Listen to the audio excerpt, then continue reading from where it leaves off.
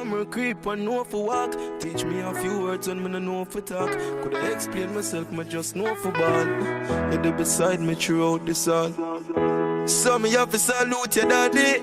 You show me what a father is. You never left when the belly of my mother big. When you a plan, you think about my future too. Enough now of you, them talk about the good things, them would I do.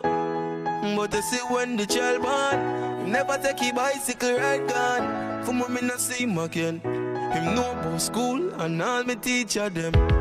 I say my respect goes out to the real father them. I see everything I did for me. One heap of thanks me give daddy. My respect goes out to the real father them. I see everything I did for me. One heap of thanks me give daddy. And every Christmas and every birthday, still I get a gift when it's the worst day. I remember seeing pictures of my first day. I call me winner even when I'm not the first place. Teach me for count and easy for doubt. They believe in me, they really support. They tell me sky is the limit. They tell me reach for the clouds. I say my respect goes out to the real father them. I see everything I did for me. One heap of thanks me give daddy. My respect goes out to the real father them. I see everything I did for me. One heap of thanks me give daddy. How the daughter for born, father quit. Years that she sick, now visit. Years after she get a scholarship. The thing you never know, I come at this. That's my girl, you're proud for say. The sound she stay, that was the only way. Her life never sweet, like honey from no hive. Enough no know how them youth survive. I say my respect goes out to the real father them. I see everything I did for me. One heap of thanks me give daddy. My respect goes out to the real father them. I see everything I did for me. One heap of thanks me give daddy. Before me creep and know for walk, teach me a few words when me no know for talk. Could I explain myself, me just know for ball. You there beside me throughout this all. So me have to salute your daddy. You show me what a father is. You never left when the belly of my mother big. Hey. Reaching out to all original daddy, original father. Hey. What take a sperm do now? You wanna know soldier, how you feel be senior and not neglect your junior. Run when the pressure reach you, Jaja gonna beat you. That's why me have to big up myself, cause me a real father. If I love me son and don't neglect me daughter. Take care of me responsibility. Never neglect my bikini. You big up me man for me my real father. If I left him son and don't neglect him daughter. Take care of the responsibility. Never neglect them bikini. When you turn a daddy at the greatest joy. No matter if it is a girl or a boy. You have to take it serious and not die. You have to go feed up. I don't need dirty rough. Rough man out the road we see I drive in a range. If them picnic get a plate of food that's strange. And I tell no lie. I feel like me I go dead anytime my daughter cry. That's why me have to big up myself, cause me a real father. If I love me son and don't neglect me daughter. Take care of me responsibility. Never neglect my bikini. You big up me man for me my real father. If I left him son and don't neglect him daughter. Take care of the responsibility. Never neglect them bikini.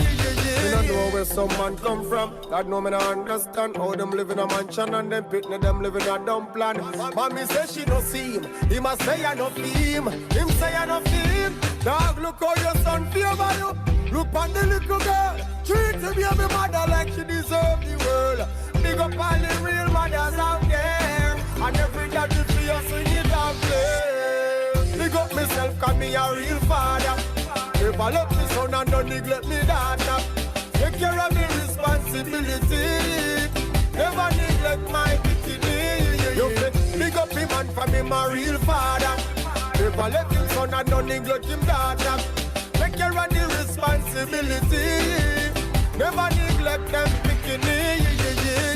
Even though I can't be there every day, my presence felt anyway. Me have to touch the road, food have to eat and bills have to pay. But I never turn my back, never close my eyes, never forget, never regret. That's why me have to big up myself, cause me a real father. Never let me son and don't neglect me daughter.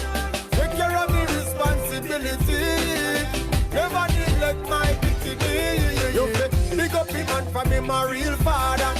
Never let him son and don't neglect him daughter. Take care of the responsibility, never neglect them dignity. Big up myself cause me a real father.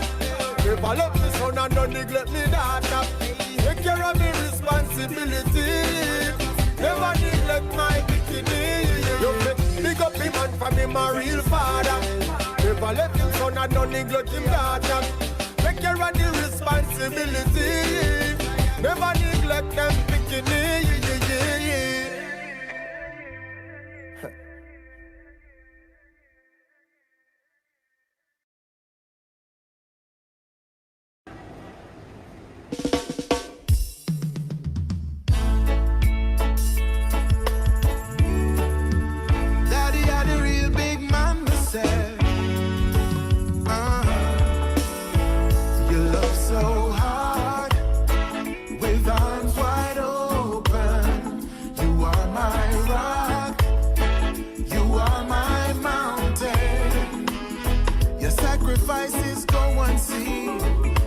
A beautiful human being. You're the gift that keeps on giving. You're my father. You're my father. Mama still had that look in her eyes when you walked in the room. She loves you just as much as she did on your honeymoon. The sacrifices that you made, you tried to hide but couldn't conceal. That your love and protection is all we could feel. You love so hard, with arms wide open. You are my rock, you are my mountain. Your sacrifices go unseen. You're such a beautiful human being.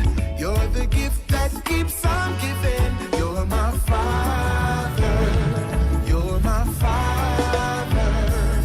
You are a comforting presence when everything seems so dark. You were the voice in the crowd whenever I needed a spark. I know the pressure to provide kept you up many a night. Daddy, your favorite words, no worry yourself, cause every little thing is gonna be alright. You love hard, with arms wide open. You are my rock, you are my mountain. Your sacrifices go unseen. You're a beautiful human being. You're the gift that keeps on giving. You're my father.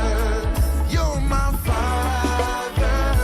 I treasure the things that make you proud of me.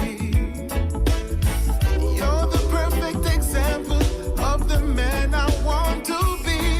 Every tear of joy, every moment of laughter, every high and every low, only brought us closer. You love so hard, with arms wide open.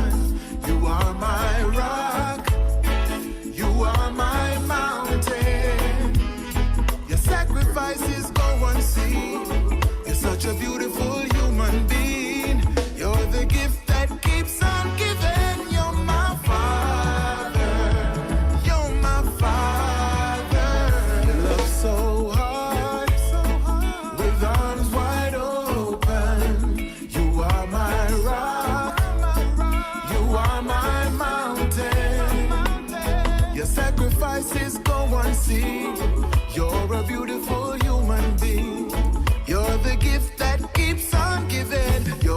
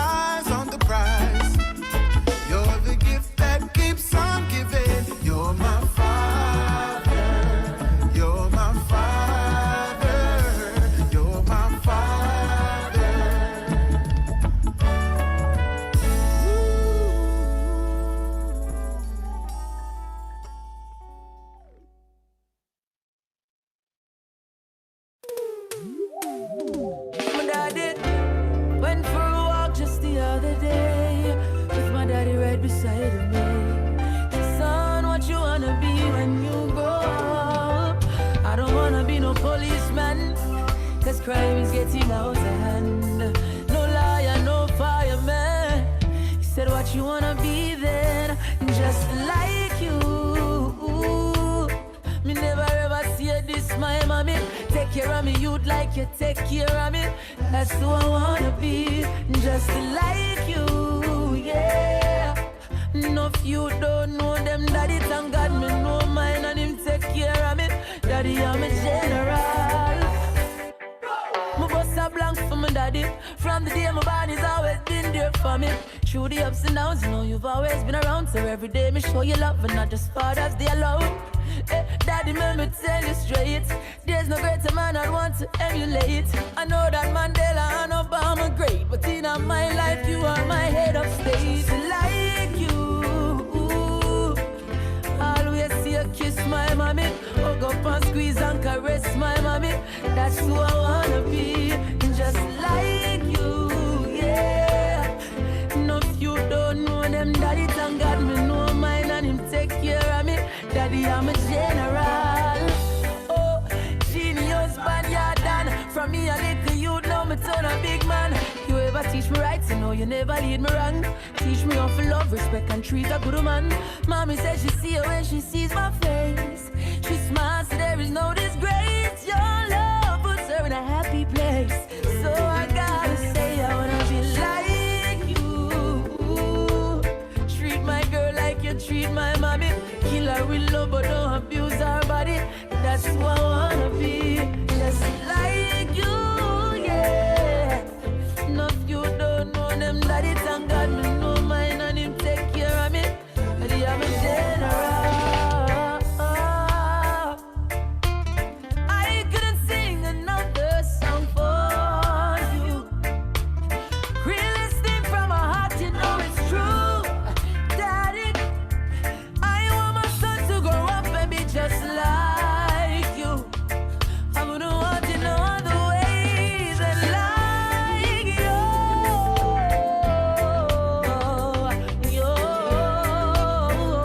Yeah. Oh, like you, daddy. I want my son to grow up and be just like you. Yeah. Just like you. Me never ever see this, my mommy. Take care of me, you'd like you take care of me. That's who I wanna be, just like you, yeah. No, if you don't know them, daddy, thank God me know mine and him take care of me. Daddy, I'm a general.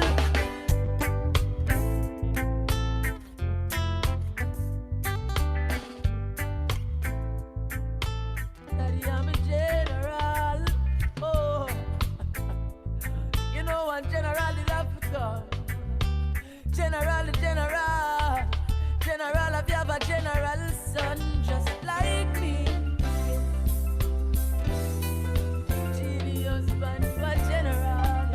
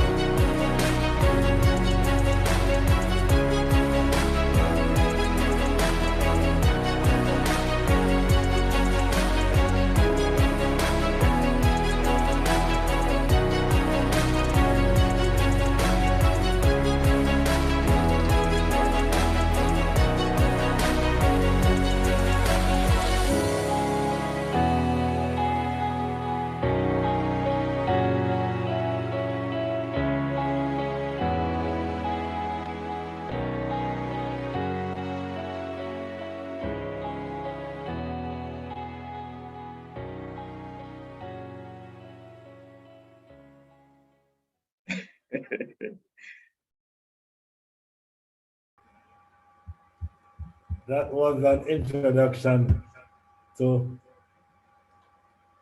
me and Michael. Doctor, Dr. Abrams, how are you doing? I'm fine. I don't know where they get all that footage from. Social media. So here we are, jointly hosting. Who was our MC? MC, what's the difference? MC mean we're MC as in master comedian. I don't even know where. I don't even know what we're doing here. I don't even know how to call me, but I guess because I'm a father, or so I've been told. I was told I have daddy 3 kids. matters. So hey, and I'm all into fatherhood. It's my most important job, my most difficult job. So what the heck. Absolutely. So this is Daddy Matters, brought to you by the Faculty of Social Sciences at UWI in association with Fathers Incorporated, celebrating 30 years. That is an achievement. And who do we have to talk to us, Michael? Enough people. Before we even go any further, when we have these things, we have to big up sponsors, right? So we have to big up Pages in the Garden. Yes. Big up Lobster Bowl, Rio Bueno. And big up Juicy Beef. Indeed. And we actually have some prizes from these guys. So everybody watching will be asking some questions during the whole presentation. And if you get them right, you can get some really, really cool stuff. And I hear the prices are not cheap either. So, just pay attention. We have some greetings coming up, right? If I'm not mistaken, we have some greetings. Professor David Tennant. Is Prof. Tennant here? Prof. Tennant is the Dean of the Faculty of Social Sciences, and I think he has a message for us.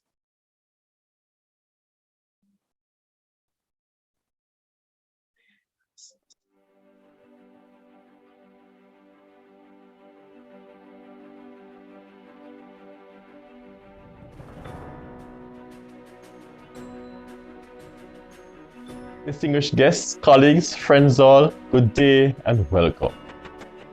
I've been asked to bring greetings at this wonderful occasion in my capacity as the Dean of the Faculty of Social Sciences, but I've accepted the offer as a father, a proud daddy of Sean and Elia, who has acknowledged and happily accepted that whatever my job may be, the most important role I play in this life is as a father to my children.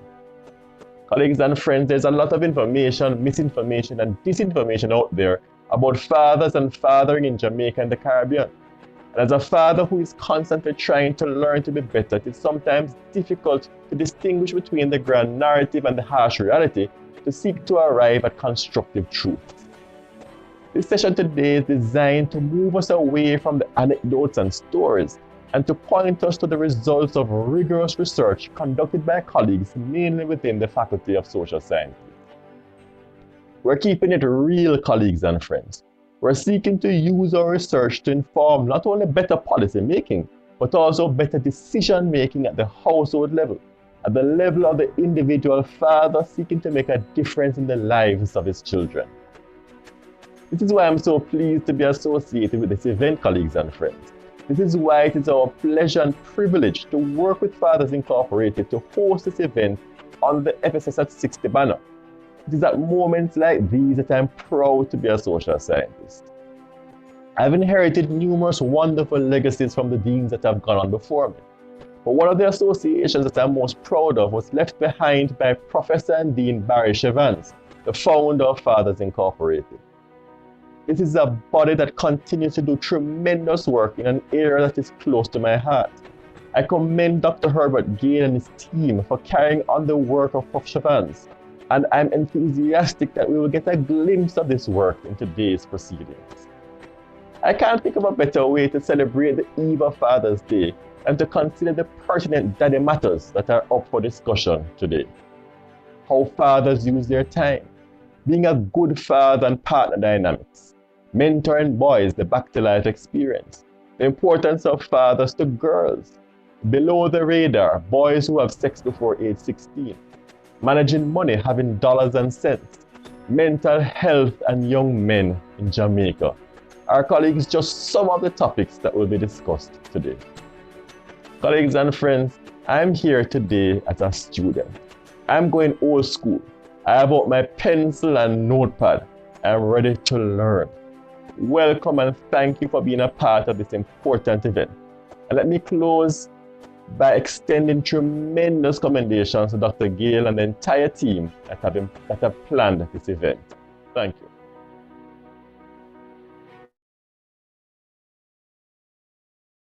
Professor David Tennant, Dean of the Faculty of Social Sciences. Yes, and I am going to be taking notes today because there are so many presenters, so much to learn, so much to chew on that I am just excited, hungry for the knowledge that we're about to be receiving. Michael, what going on by your side? I'm just grateful to be here, and I'm grateful that we're having this forum about fatherhood and about men. I'm a gynecologist, and a lot of my focus in the days is on women and women's issues. But there's so much to be spoken about when it comes to men. We keep hearing this term marginalization, the marginalization of Jamaican men. For example, the first med school class had 1 or 2 women. When I did med school back in the 80s, a long time ago, it was half and half. Now it's about 80%. When you go on campus, you see pure women. And we want to find out what has happened to our men and what we can do about it. Because in my opinion, I think we need a social cultural revolution. We need to pay more attention to our boys who are just been, swept by the wayside. So I'm very grateful for this. I think we have some more greetings coming up, not true? Yes. Dr. Taylor. Dr. Arbil Taylor supposed to have a greeting for us. I would like Taylor, are you there? Yeah, I would like to think so, but like Blacker, I need a little bit more light for you to see me because I'm highly pigmented. Can I tell you, welcome all. And I'm so touched. There are very few times that I'm speechless, and I'm hoping that this is not one of them. I remember in 1991, our mentor, who I came to discover was my biological relative, Professor Barish Evans, had this great initiative. And I remember the conversations as we sat at his feet. Of course, I'm a sociologist, and I'm head of the Department of Sociology, Psychology, and Social Work. And I grew up in a tradition where sociology and anthropology were almost one and the same. In fact, we learned sociology from anthropologists and we taught anthropology to sociologists and vice versa. So we had that seamless blend. But one important thing about Chevans was that he was not just interested in the research, he was interested in walking the walk and walking the talk, that gap between theory and praxis.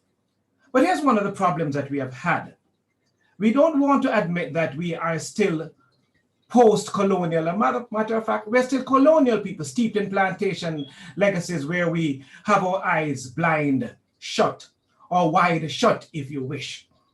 So we don't want to accept the fact that the majority of fathers in this country, in a country where you have high levels of parental fraud or paternity fraud, and I don't know if it's fraud or not, because fraud implies that you have an intention to deceive. Sometimes the women don't really know. But even when men study very hard for the DNA tests, many times they fail because they really want to be fathers. So it is so counterintuitive, follow me here, that if you live in a country where a significant percentage of the men are owning up children that are not theirs, then how then would you reconcile that with a narrative that the majority of fathers are not in their children's lives? It is just not true. There are not many studies that have been carried out, a more recent one by our colleague from another faculty, but using 3 of our graduates, the JA Kid study. So we take ownership of that, and it's a census, it's an 84% sample. And basically what it looks at is the way in which children who were born in 2011 progressed over the 5 years plus. And they looked at the data in 2016 and they have proceeded since then. Looking at all of the data in front of us, there is really no evidence that the majority of fathers in this country fit the stereotype. But guess what? This is what we do. We cross the gap between theory and praxis. We open up the eyes. And I want to thank my brother, not my colleague, my brother, Herbert S. Gale. And S is for Superman, by the way, you can check. Who and I have a seamless relationship, and we have grown together in this endeavor. But I want to thank also the entire team. And I want to give a thumbs up to the Faculty of Social Sciences, and of course, presently headed by David Tennant. But we stand on the shoulders of giants. Too many people have gone before us. I'm very happy. 30 years, my gosh, it seems like yesterday. But then again, it was yesterday. But let us look forward to another 30. I thank you very much for being here, and put on your seatbelt. You're in for a great ride. Bless you.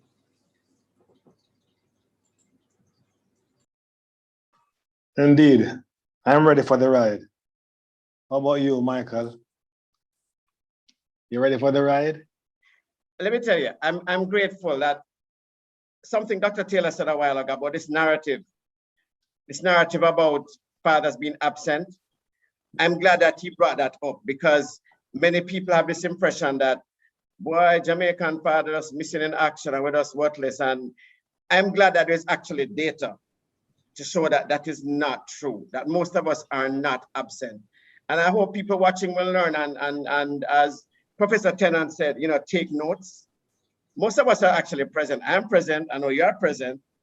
Yeah. So, thanks for that. We have another greeting again from Nashon Miller. From the men's desk at the Bureau of Gender Affairs. Mr. Miller. Hello, everyone. Greetings. Hello, Dr. Taylor. Greetings. And a graduate department. Yes. A proud graduate of the Faculty of Social. Proud mentee, of Dr. Taylor there. And I've been listening as we're here at this time celebrating the anniversary of Fathers Inc., of course, and just the whole issue of fathers, daddy matters, and our fathers do matter. And sticking with the theme of what Dr. Taylor was talking about regarding that narrative of fathers being absent, this is something that at the Bureau of Gender Affairs, through the Special Service Desk for Men, formerly Male Desk, we thought it was very important, to throw away that, to bring the discussion to where we're talking about fathers who are positive and highlight these fathers, make more information available about fathers who are doing great, wonderful things. And not every time you hear about Jamaican fathers, you hear about worthless and fathers being absent and all of this nonsense, to put it frankly.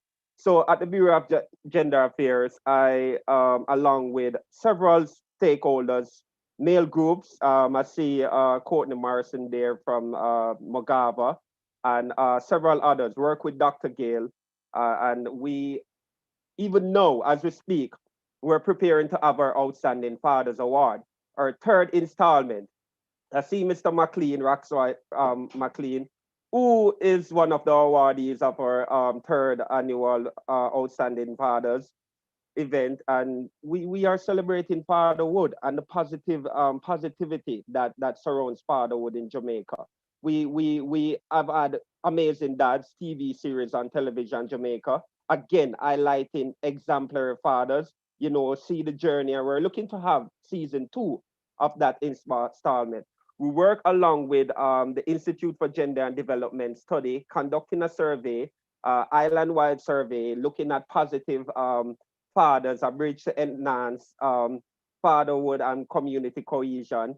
And as I said, all around, we continue to try to have images, positive images of our fathers, not just those who are biological, but father figures, even the ones who are quote unquote carrying jacket. Yes.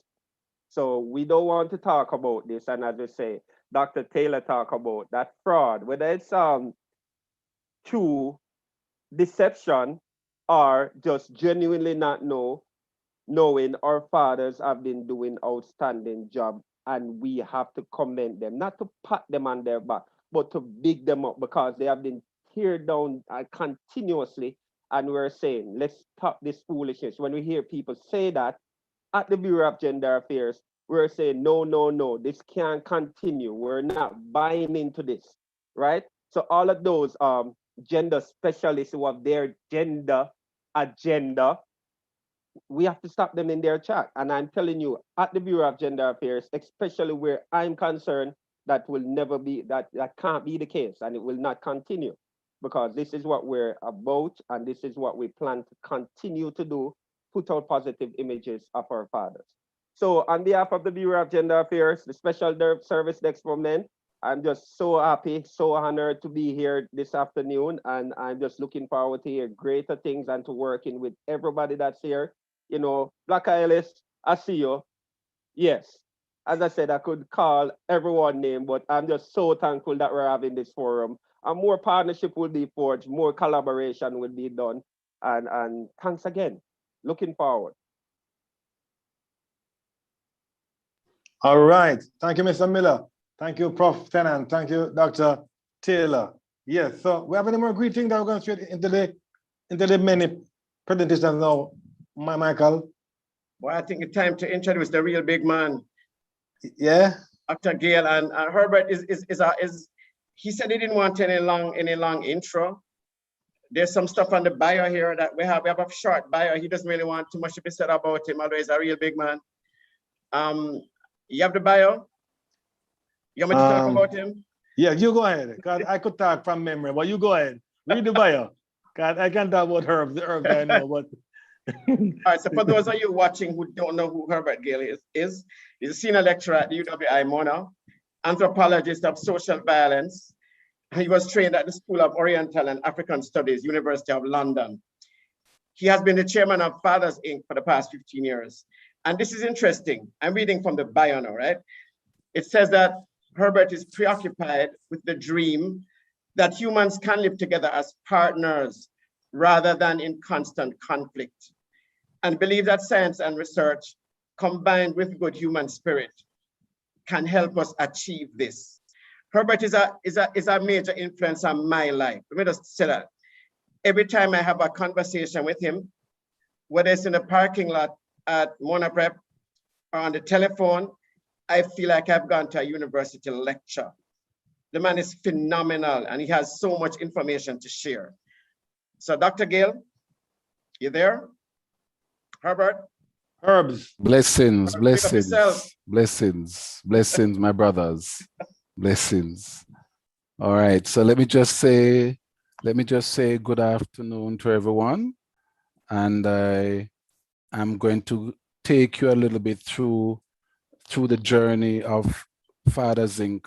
for 30 years. It's a lot. It's a lot. 30 years is a lot. And to think that I have been a part for 26 of those 30 years. So yes, I am not one of the founding members. All right. In fact, Randy is more a founding member than I am, because Randy was a baby then. And Randy's father would take him to meetings. So let's go. Let's see if I can take you through 30 years of Fathers Inc. and give you a working idea of what it is that we've achieved and the direction where we've been trying to go. So how did we start? In February of 1991, the Caribbean Child Development Center, CCDC, at the UWI, convened a conference of parents to examine a range of issues relative to parenting. Among the nearly 200 participants were 17 young fathers. At the conference, CCDC Director, Mrs. Janet Brown, invited Dr. Barry Chavance to chair a workshop for the fathers only. So there was a workshop called the Fathers Only. And wherever you see these red section, that means I am not the one speaking. I am only transferring through my voice, but the red is actually written material I cut from Barry Chavance. Yes, I don't want us to get too sappy, right? I don't want any tears to start flowing, but yes, but all of these red writings you see are his. So Barry has informed us, and I've cut it and put it in these presentations, that the workshop was a success. The fathers found common cause in a sense of swimming against strong current that stereotype men as essentially poor fathers, contrary to what they know to be closer to the reality, namely that many, if not most men were, like themselves, trying to play a responsible parental role. Dr. Chevans then extended an invitation to the men to meet and continue the dialogue after the workshop. 2 months later, Barry again is speaking. 2 months later, the group met and decided that they're going to get involved in activities. And they adopted the name, interestingly, Fathers Only, which was the name of their workshop. In fact, that was the name that Janet Brown put on their workshop, Fathers Only. So they thought it was a brilliant idea, or not so brilliant idea, to carry the name forward. But some Jamaicans expressed that male groups cannot be exclusive in Jamaica. Some even suggested that it sounded like a bunch of gay men, as there was no space for women. And Barry's words. Some women also protested that being excluded from the group, declaring themselves fathers based on a book by renowned anthropologist Edith Clark, My Mother Who Fathered Me.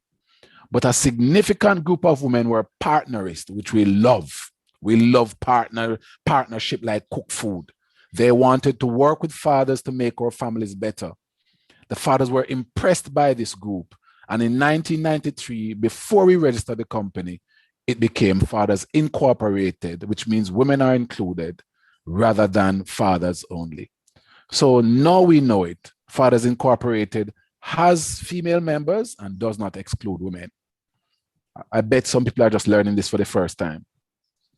Thus, Fathers Incorporated was formed from a background of stereotypes that characterize men as irresponsible stewards of children, derelicts of their spousal and parental responsibilities, and generally more harmful than beneficial to their families. At the same time, the organization noted that changes were already afoot, which affected the traditional role expectations of fatherhood. Changes that they themselves were a part of, in particular, the need to play more nurturing and supportive domestic roles.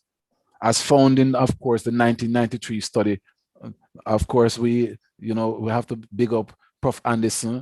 One of the authors is with us today. The contribution of Caribbean men to the family, Janet Brown, Patricia Anderson, Barry Chevans. These considerations guided the motto of Fathers Incorporated to project a positive image of fatherhood, and in doing so, help men become better fathers, rather than consistently tear them down with the hope that a few will act out of fear of being maligned. Notice that our logo focuses on nurture. So here's our logo. Let me just allow us to look at the logo. Fathers Incorporated, helping men become better fathers. And we got artists to put together a picture that most Jamaicans can identify with. And the father's arm is around the child, nurturing, which is the core of our promotion. 30 years of hard work, the story of a few good men and women. We never ever leave out that little word you see in the bracket, women, because we have a lot of sisters who've worked with us, and we've had 12 formal members of Fathers Inc. who are members. You never knew that. So we started out with a simple objective, but became a dynamic and effective machine driven by the urgent demands of a violent and unstable society. So the way Fathers Inc. started is not the way we are anymore. Professor Barry Chevans led for the first 15 years, 1991 to 2006, and I, Herbert Samuel Gale, have led since in the latter 15 years. That makes these 30 years muy importante. Calculations from our minutes and registers show that we've had just over 220 members in 30 years, including 12 women, and only 76 have been fully active members. The most members we've ever had was in 2002. We had 53 members at that time, and the most fully active members we've had in a single year was 16. What's the point I'm making? We've never really been a large group. Fathers Incorporated has never been about numbers. We've always been a few good men. Our numbers may have been small, but we've had thousands of family and friends across Jamaica and the diaspora backing us quietly sometimes. So let me share with you the 15 core projects we've had over the 13 years. Notice how our numbers are crisp, 30, 15, 15, right? The first one is our very first project. It was called Drama in Education. In the early years, Fathers Incorporated used to use short skits, and we use those to stimulate discussions, right? Blacka, you are good at this. We call it community animation, right? I remember in some of the early trainings that Blacka was a part of this. Blacka, you've been around for a while, you know. We had 14 such occasions, but then some of the skilled young people left the country, right? I think 3 of them went to the United States alone. And so, given the fact that we never had the talent anymore, we had to move on to other projects. Project number 2, children in state care. Our second project was to work with children in state care. For a period of 5 years, the group adopted the Glen Hope Place of Safety for Girls. And we would go there on Labor Days, and we would work, and we would clean up the place, and we would counsel and so forth. And that is where we started our first set of adoption, because the fathers would actually adopt the girls as their own children, as part of their own family, and even the family of the girls who were at the Glen Hope. Number 3, the Male Socialization Project, right, and other research and publication. Between 1994 and 1999, Fathers Incorporated assisted in carrying out the region's largest study on male behavior with Janet Brown and Barry Chevan. Since then, we've participated in 5 other major research efforts, right? And from these, you know these books, Why Man Stay So and Learning to Be a Man. Unfortunately, in the middle of this project, we lost Joe Ruglas. May God rest his soul. In 1994, we produced a booklet on facts about Jamaican fathers with the kind assistance of UNICEF and UNFPA, and we want to thank those 2 United Nations bodies. Believe me, we could not have achieved without those 2 groups. In 1996, we produced a booklet for fathers to get at 6 weeks clinic when they go with their baby mothers or partners or spouse. We were also supposed to produce a video, but this never materialized, and for that we apologize. Yes, friends, colleagues, family, this is an honest report, chairman's report. Number 4, workshops, conferences, and health fair. We hosted 17 workshops and 3 health fairs over the past 30 years. The last 3 we've dubbed Daddy Matters. We participated in 36 international conferences and training workshops in 13 countries, and we were keynote speakers and presenters in 15 of them. On 5 occasions, Fathers Incorporated was the sole representative for the entire Caribbean on fatherhood issues. If we were in church, we would get a forward like amen. Training received from international workshops included looking at the plight of boys in education, father-daughter relationships. Quite a lot of people miss the science on father-daughter relationships. Believe me, we're going to have a presentation later that wake you up and make you understand how important it is for a father, for a daughter to have a good relationship with her father. Saving vulnerable children, fathering in violence. This was a major workshop in New York. Prostate cancer and other health issues. And I'm happy we're having a presentation on that, because we really have to talk to the men them. Yeah? Domestic violence, mediation, and setting up small projects to assist families. And there is one. I think this one had 29 countries representing. You will look carefully and see the Jamaican flag represented by Fathers Incorporated. And this is if you notice, it's in Spanish because it is in El Salvador. The Jacket Project. And people, please, let's take this one serious, and we're not going to snicker. We're going to be good people. This is about learning. In 1996, we discovered that 4 of our members were knowingly taking care of children that were not theirs. They had discovered that the children were jackets, but persisted in nurturing them. Amen, Blacka? Amen. Hallelujah. Consequently, we launched the Jacket Project to provide special counseling to men who suffered from paternity fraud or just the accident. Altogether, we have worked with 61 men seeking help to deal with the issue that they've discovered that one of their children or the only child they have is really not theirs biologically.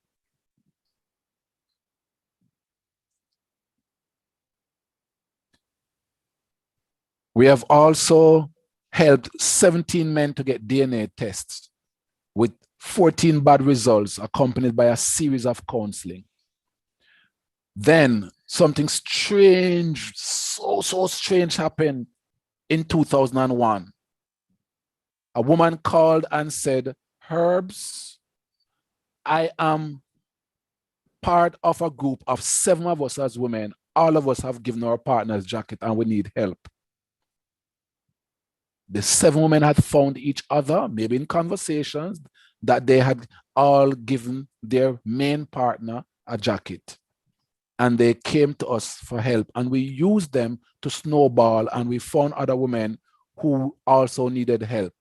And we, yes, this may sound strange, we took these families together. We had the woman make the confession in our presence, and we worked with these families. And we want to say, praise the Lord. We haven't lost any of these families. Give God thanks. In the past 10 years, I have been consulted 3 times by government officials, not just in Jamaica, to introduce bills to reduce jacket.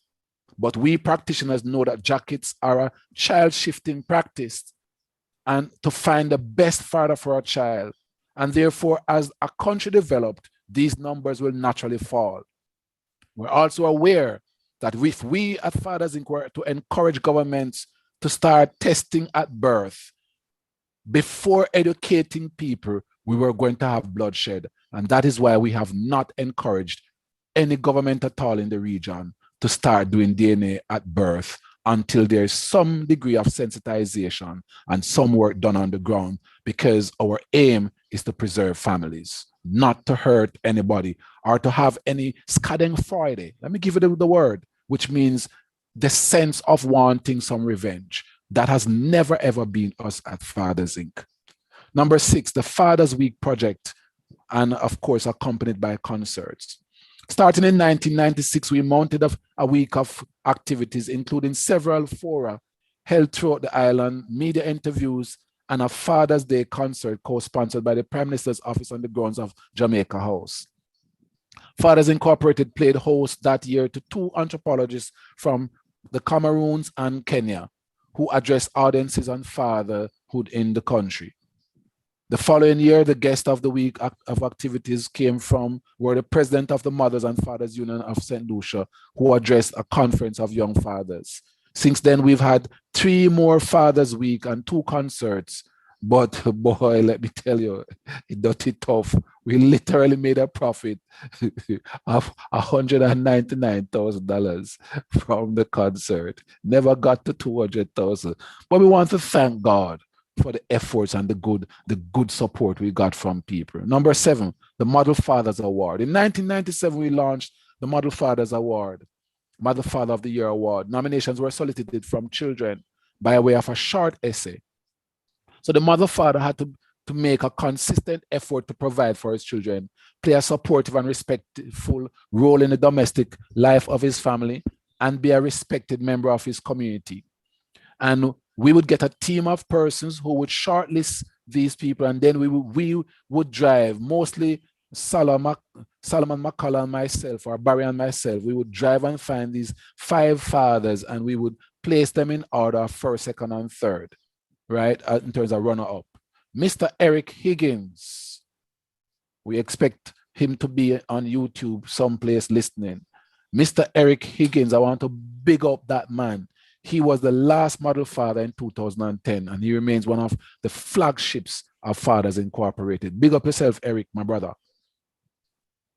Number 8, gender equality and partnership. From the 1990s, Fathers Incorporated took the decision to take a scientific position towards gender equity, with a preference for partnership rather than conflict. We have collaborated with a number of NGOs in the interest of advancing gender equity, including Sistrin. Yes, man, I want to big up Sistrin Theatre Collective, Women's Crisis Center, and the Association of Women's Organization of Jamaica, AWOJA, for those who don't know. Jamaica Fathers Incorporated was a consulting member on the government's initiative to develop a gender equity policy.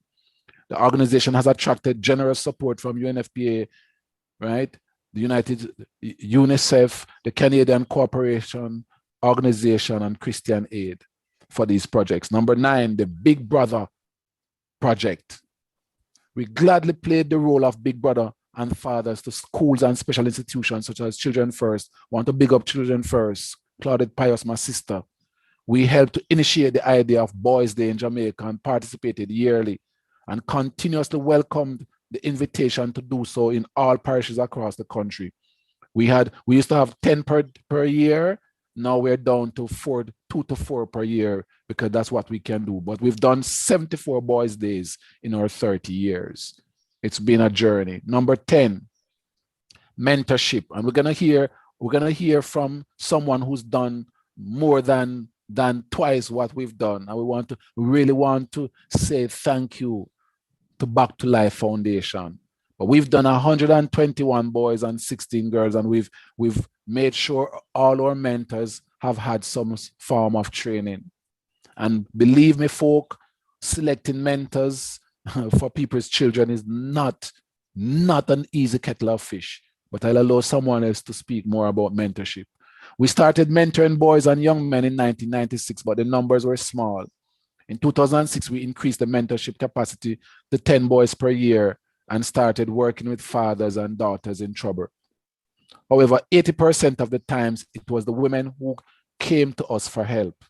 And let me give you the breakdown. And I'm giving you this breakdown because I'm appealing to men. I am appealing to my brothers to seek help when they need help. Look at this breakdown. Out of the women who've called us, 55% of these were for help for their children, especially their sons. But look at the next figure. 30% called to help their brothers, husband, our partner, neighbors, our friend. The women, 1/3 of the women who called Fathers Inc. literally called for a brother rather than for themselves. And 15%, only 15% was about addressing conflict in the home. Despite all our work, fathers still suffer in silence with their children. We are trying to change this. We're trying to create a space in this country that is so hostile to males, where men can call in and say, I am in pain. Now, we understand the neurobiological shortcoming of men in communicating their pain, but we continue to create a space where you can feel safe to come and talk to us. Number 11, IPV, the brink of murder-suicide. And we've had 114 persons. In 2006, I received a call from one of our renowned journalists in Jamaica, Barbara Gludon. She called me, and boy, that changed my life personally, changed Barry's life, changed Solomon, everybody. Because that was the first call. It was about a man who called in the broad daylight and said, Miss Gludon, I done more and done her. And she said, I know a place where you can get some help. And she called. I was actually listening to the program that day. That was our first call. To date, we have worked with 114 families, in which 111 were fathers or partners and 3 mothers considered murder-suicide. Yes, we've only had 3 mothers, 111 fathers. After 111 males, 3 considered killing their children. The others, of course, killing their partners, 108. Give thanks, we have not lost a single case. This is a rejoicing, to have 114 people tell you that, listen to me, I've tried and failed, and I think I'm going to try again, or I'm thinking of doing it. And for you to get the help and the resources, and you haven't lost one, This is a moment in which we have to give God thanks. This is not about boasting. This is about saying thanks to God with immense humility. We really hope we get no more murder-suicide attempts next year. Honestly, it's rough. It's one of the worst things. Whenever I get a case, believe me, sometimes I lose all weight, and I'm being very serious. This is one of the most frightening part of Fathers Inc. existence since 2006. But we still prefer you come to us when you consider doing any such thing to yourself or to your family. The FAR system, we have 194 families that we've worked with in the FAR system, and let me tell you a little bit about the FAR system. 4 years after the first case of murder-suicide attempt, I created the FAR system to put structure to my work. By looking over my notes, I realized that there were 3 things missing in relationships that really just gone real bad. Fairness, a sense of ownership, and a sense of respect. And I'm going to walk you through this very quickly. So when I saw that they came up with the mnemonic FAR, I said, wow, I started asking people, so this relationship, who benefits? Who is this relationship for? It's for whom? And that's how the FAR system came about. F is for fairness. And here we assess the couples based on the fairness of their actions. And one of the things we discovered when we have these discussions with families is that women, a lot of them were expecting too much of men. Like we had women who had a relationship with men who could not read, but they did not know the man could not read. So there were these expectations, and men are very good at masking things. And we also found that women did too much. And then after they realized that they are doing too much in the relationship and they were the ones holding the relationship together, they start cracking. My role and the role of the other persons who helped us with the FAR program was to help people to see and to create this balance. Ownership, time, money, and labor. We looked at those 3 things and we assessed what each person's bring to a relationship. You can't go to a relationship with 0 and expect 10 from it. It's unfair. What we found was that men invested a lot of money and too little time in relationships, and they thought that money was everything. But the women complained that money is not all. You still need to spend time with them.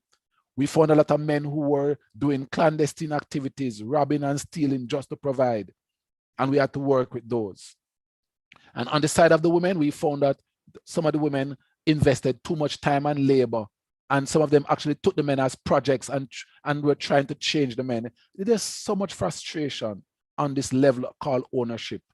But we had to sit people down and allow them to own their blame and own their good and show how they were going to work things out and respect. And you know what we found? We found that the women were more respectful of the men.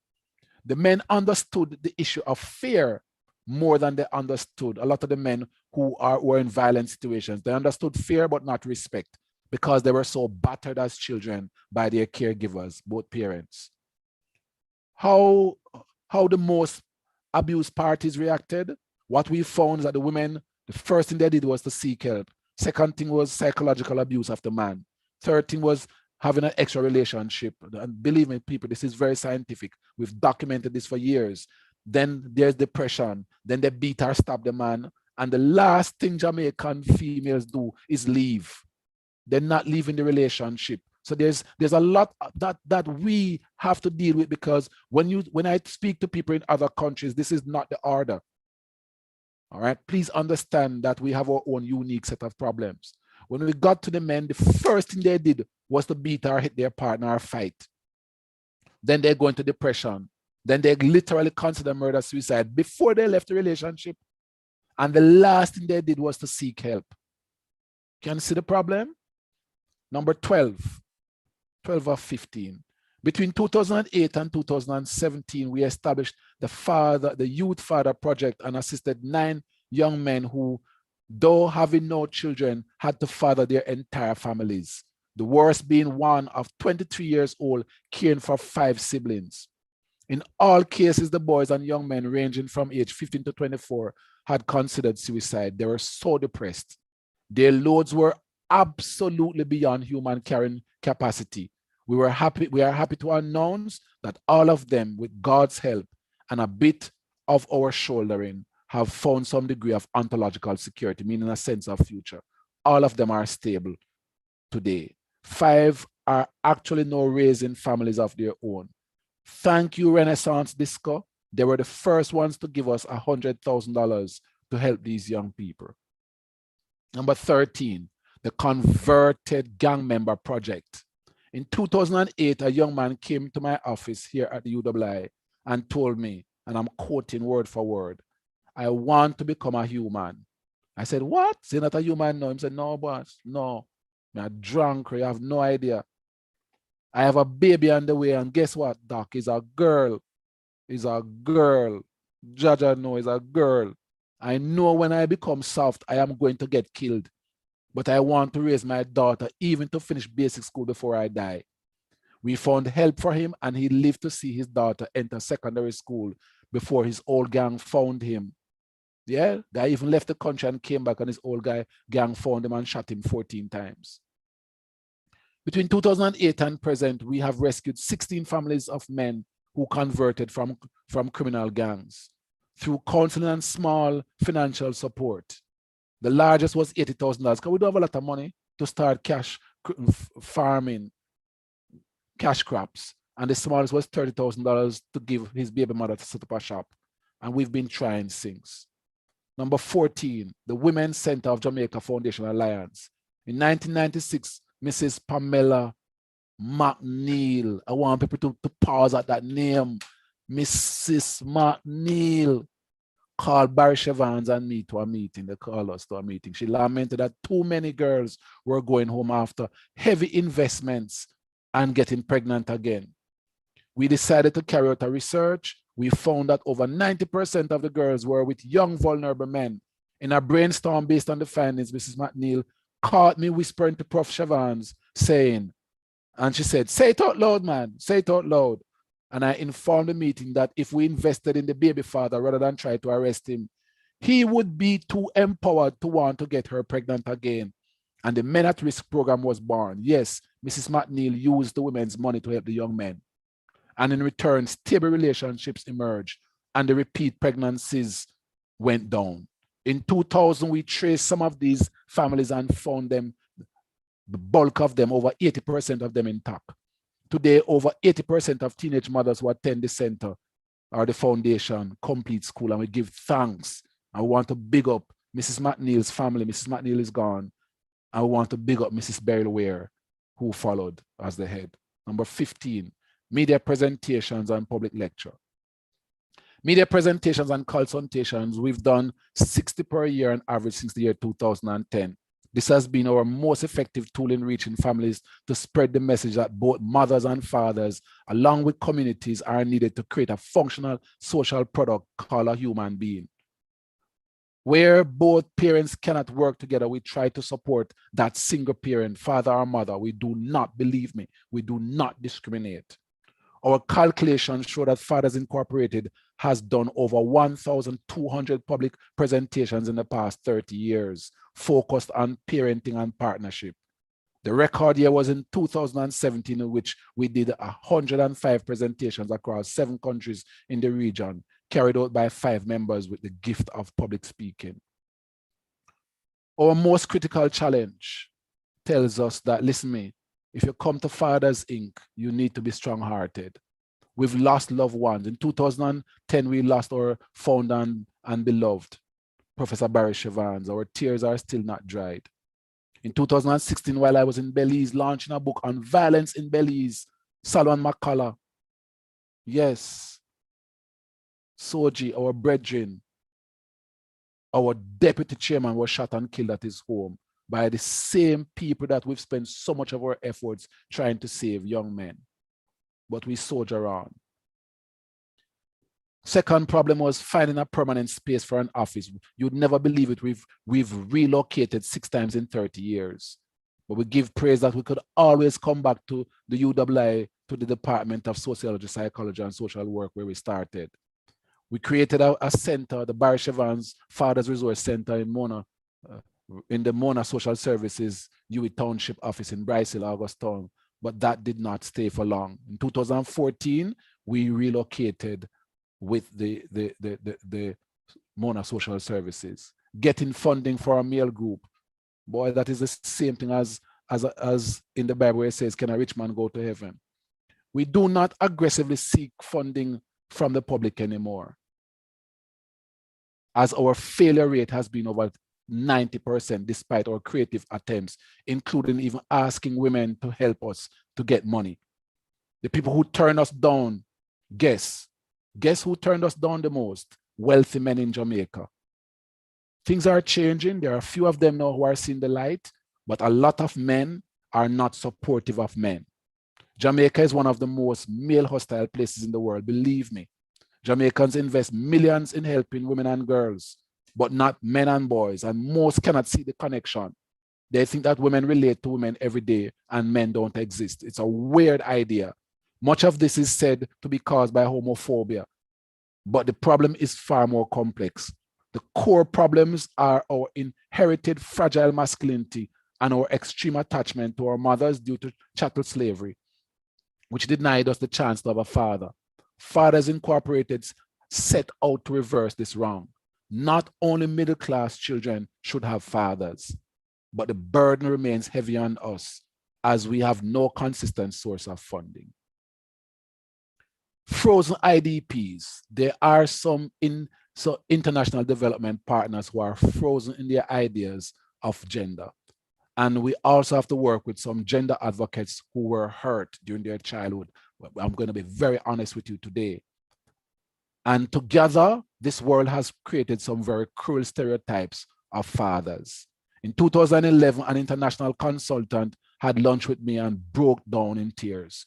She had helped to start and supported father charities in many countries and thought Jamaica was to be our next field. But she reported that only one local female charity and one IDP supported her ideas. People thought you were going to waste your money on fathers. Men are hopeless.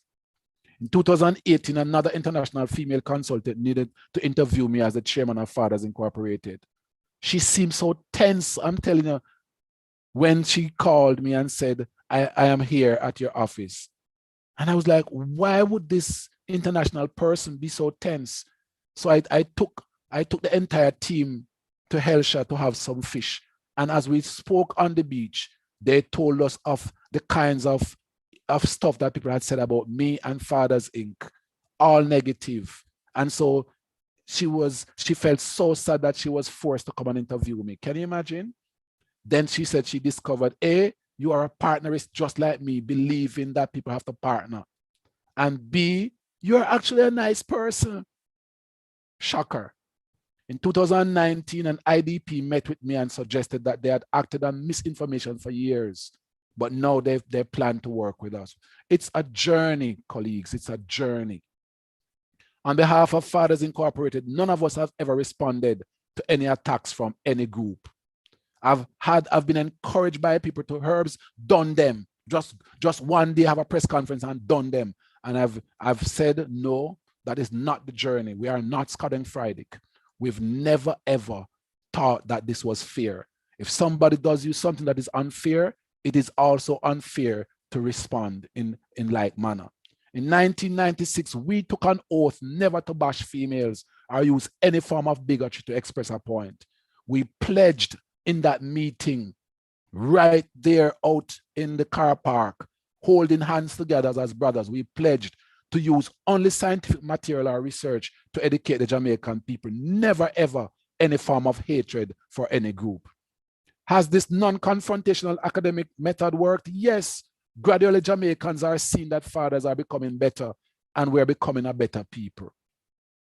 What have been our most visible achievements and recognition? In 2001, Fathers Incorporated received the Press Association of Jamaica National Press Award as recognition for our attempts at trying to change the face of parenting in Jamaica. In 2006, Fathers Incorporated was asked for the first time to open Parent Month because people had thought of us as breeders. We were never invited. In 1994, Barry Chevans asked me to interview 15 store owners to see how much they made on Father's Day compared to Mother's Day. Yes, man, laugh. We found that to every dollar made, by fathers on Father's Day, by shops. Mother's Day made $200. In 2004, 10 years later, we did the same study again, and fathers had moved up from 0.5%. Yes, folk, to 5%, one of 20. Work out the math for yourself to move from 0.5 to 5%. And then in 2015, just before Father's Day and Mother's Day, we did the same thing. Just afterwards, sorry. And we found 10%, 10%. And our hope is one day to arrive at 50% of Mother's Day. Yes, we want to be treated as SMADI too. Our greatest achievement comes from the many families we've worked with directly. Minutes, logs, phone records, all of that shows that we've assisted over 1,000 families in 30 years. And believe me, let me emphasize, 80% of these calls come from women. I wish to suggest with extreme humility that I feel that we have helped a bit to provide a space for our families to talk, acted as brothers to many boys and girls, and supported many of our sisters with their children and partners. We could have achieved more, and it bothers us that we did not do more, but we feel that we've helped the society to see that men are more than ATM machines, that fathers can protect, provide, nurture, and can be good role models. If you look at this as I close, these are hardcore data from over 400 and odd families in Jamaica that we must take seriously. If you are meaning upper middle class, and what we call the wealthy, 69% of you would have had a father. If you're middle, 46%. If you're near poor, meaning working class, 36%. And if you're very poor, 31%. What does that say to us? It says that, look, there is a reason why we bother. There is a reason why we bother. Because we think that all of you deserve, every single human being deserves to have a father, if it is even remotely possible. And we think that fathers make a difference. I want to thank all the following groups who've been at our side for 30 years: the Department of Sociology, the Faculty of Social Sciences, Juicy Beef, Pages in the Garden, Lobster Bowl Restaurant, Power FM, The Gleaner, Irie FM, RGR, Nationwide, Sandals Hotel. You have no idea. These are some of the original people. Grand Bahia Principe, right? Scotiabank, VMBS, Jane Bank, Renaissance Disco, ABC Electrical, Government of Jamaica, UNICEF, UNFPA. And we want to thank everybody who's been with us through the tough times. And we want you to celebrate with us today. Yes, we are 30. But the greatest, believe me, this is from the bottom of my heart, and I'm very emotional. I want to say thanks to all our families. Believe me, you've been there with us. We've taken a lot of your money to give to families that are in trouble. Yes, we've short your money. All of us at Fathers Inc., let us just have our confession. We've short your money for the family, and we've begged you money for 30 years to help people who were in need. And there were times when some families came to me and said, Herbs, and I have to do better, and I have to go out road, go beg, me can't give you no more. Today I want to say thank you. God bless you all, and let us have some briefs that will help to educate us about what's happening with fathers. God bless you. Thank you. Wow. Wow. Wow. Wow. That was some heavy stuff. Powerful stuff. Herbert, thank you very much. Blacker, first off, what do you have to say about that? I am saying I'm just moved, and some of the journey I know of, but I'm just really moved and just inspired by what Father has been doing and is doing. And we hope that the dream will come true, that we can say Mother's Day, Father's Day getting half of the spending that Mother's Day get. And but more importantly, that fathers get more problem, and we can really say that people can now understand that daddy matters. And we should spend more time discussing daddy matters. Powerful talk, Herbert. Thank you for that. me tell you, I'm not sure how many people watching this know what, exactly Fathers Inc. does. But there's so many takeaways from this. For example, the whole concept of partnerists, about men and women partnering, because there's a Jamaican men are just misogynistic and patriarchal, etc. Yeah. But the whole concept of being a partnerist is an excellent one. People watching this will learn that Fathers Inc. not only changes lives, but saves lives as well. From looking at the so-called jacket phenomenon, rescuing gang members, looking at murder, suicide. It is just so deep and so complex, and so much great work is done here. You wonder why we don't hear about this organization more, Blacker. I think more needs to be done. Definitely after today, I think we need to big up Fathers Inc. and let everybody know exactly what is being done. Some people also would have gotten the impression that it's fathers, so it's just a man thing. Yes. And what I'm pleased to know is that women are involved. That there was this slide he put up about partnering with the Women's Center. It's some really great and powerful work. Herbert, Absolutely. Thank you so much. Thank you so much for teaching us so much again. So Michael, we're gonna do 20 questions now before we move on to the other presentations. We have two questions. Right? Yes. So we're gonna pose two questions, right, Michael? One focused on programs and one on personnel. Fling them, to Michael. Fling them. No, man, you go now. So you go the first one. You go the first one. You go with the program, and I go with personnel. All right. So we're gonna look for the answers in the YouTube comments, right? Yes. Okay. The first question: How many core programs are there? Fathers Inc. So I'm looking at the YouTube answers, right?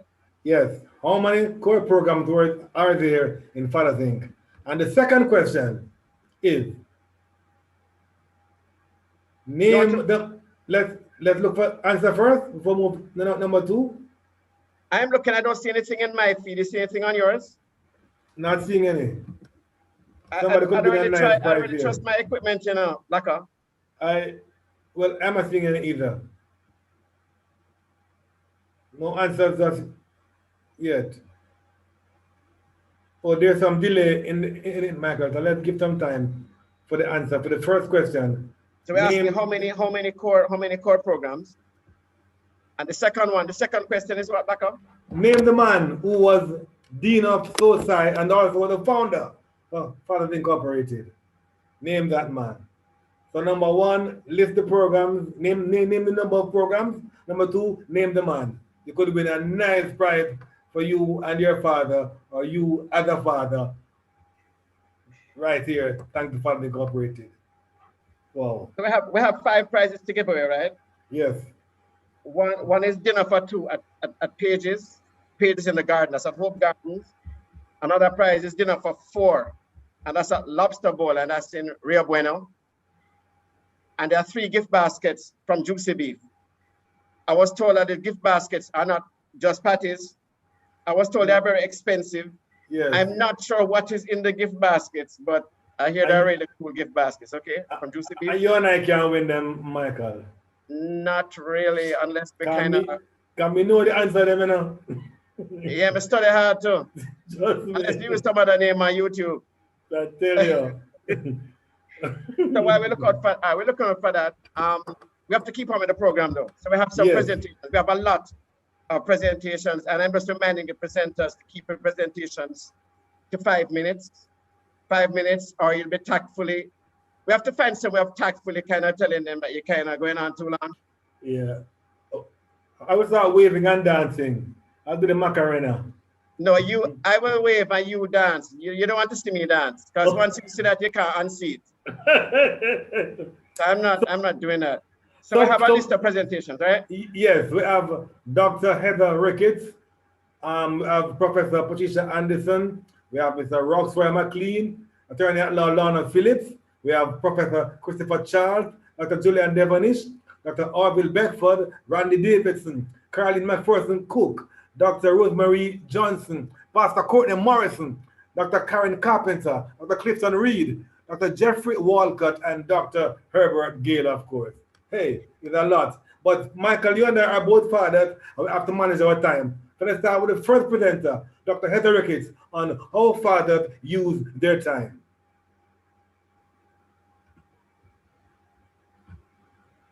Okay, so thank you very much, guys. Dr. Abrahams and Dr. and Owen Blacker Ellis. Soon to be doctor, no? Thank you very much. So before I start, I really want to thank Herbert for inviting me and to also big him up for the stellar stewardship that he has provided Fathers Inc. since he joined, and certainly since Professor Chavannes' passing. So Herbert, heartiest congratulations to Fathers Inc. on 30 years, and kudos to you for all the work that you've done.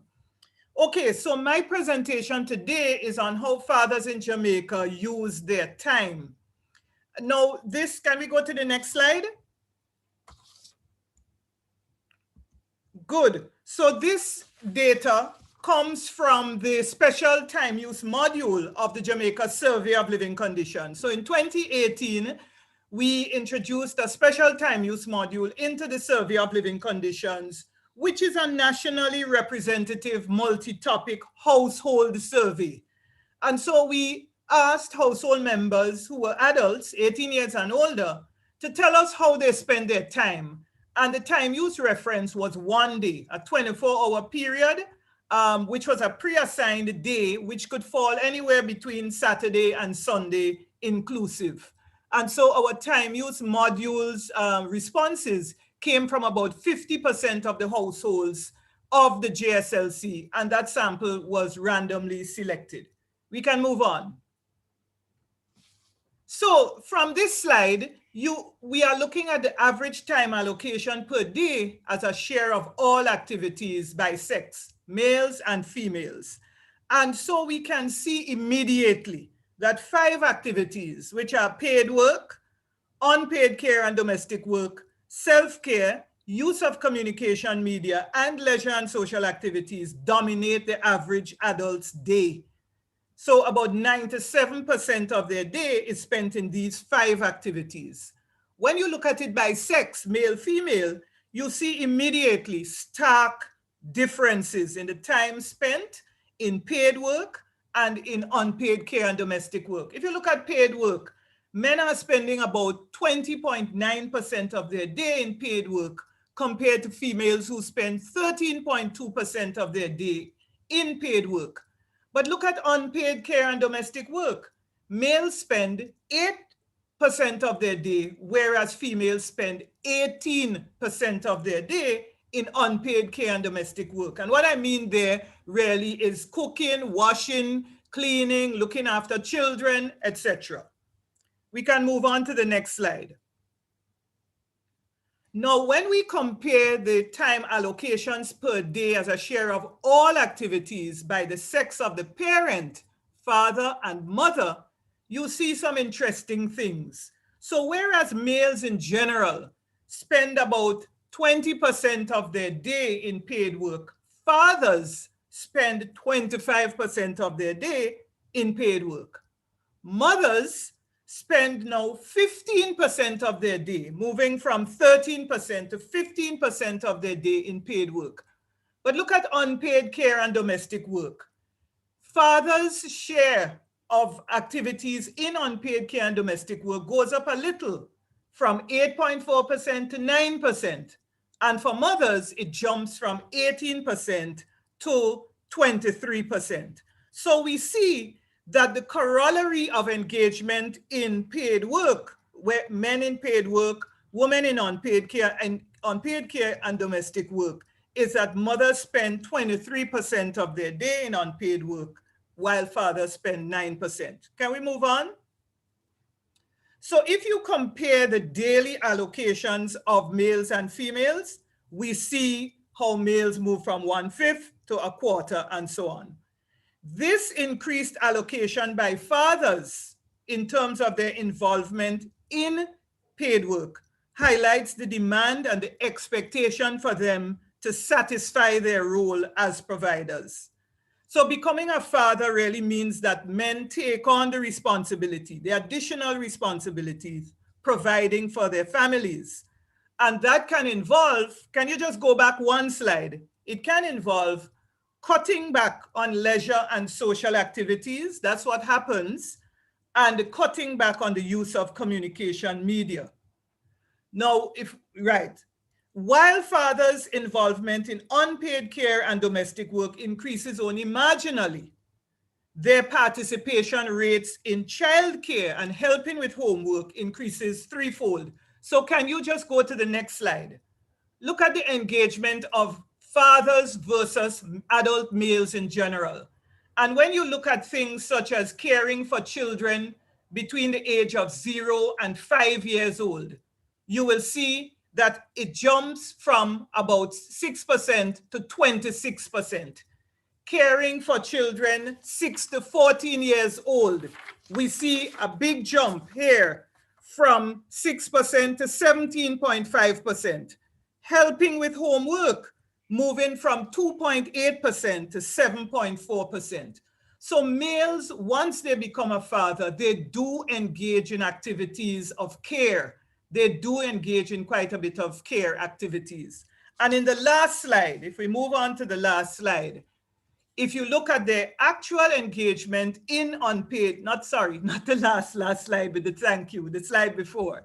If you look at the time that males and fathers spend in unpaid care and domestic work, we see that males spend a sizable proportion of their day in unpaid care and domestic work. So for example, in preparing food, men and fathers, males generally, fathers singled out, spend over an hour doing that per day.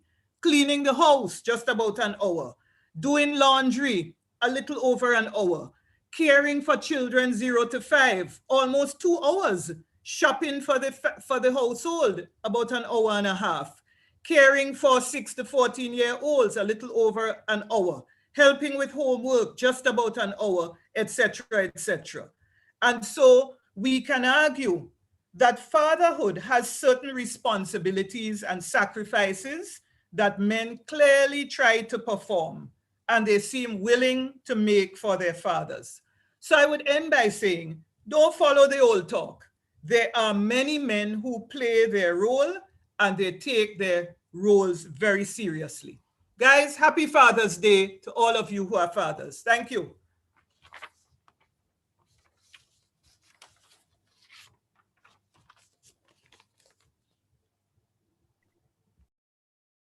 Thank you very much, Dr. Ricketts. I think our next presenter will be Professor Anderson, Patricia Anderson. Prof, are you there?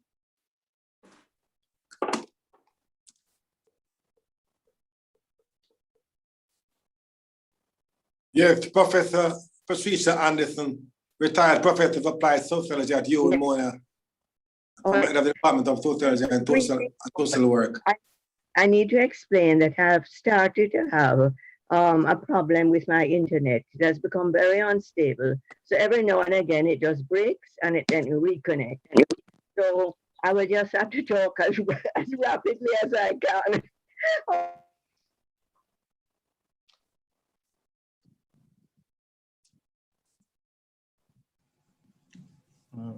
It should shift out again.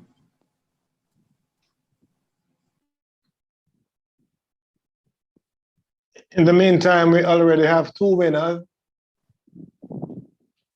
for those first 2 questions. But people can call 876-379-0459 for info on their prizes. We have 2 winners thus far. All right. Let me ask Zako, did you hear anything? Because I had started. Can you hear me? I'm hearing you now. But you, all right, okay. Yeah, we're hearing you now. We're hearing you now. We hear you quite well now. That I have these little breaks in between. So we're going to make this even briefer. But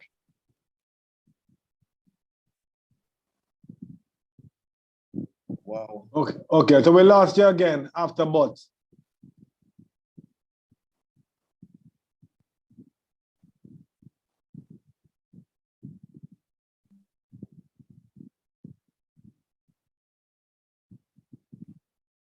Yeah, hello. I was saying, when I say a break, I will take a pause and I'll try and make this brief.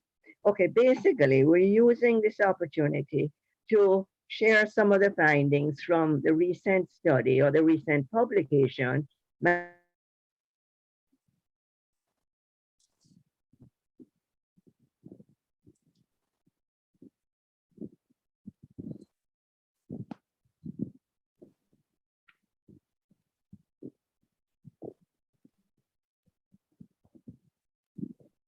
We seem to have a break every 30 seconds. Anyhow, the key findings from the study, and I say, although it's a recent study, I wanted to emphasize that the roots of the study really go back to the early 90s when the first father study was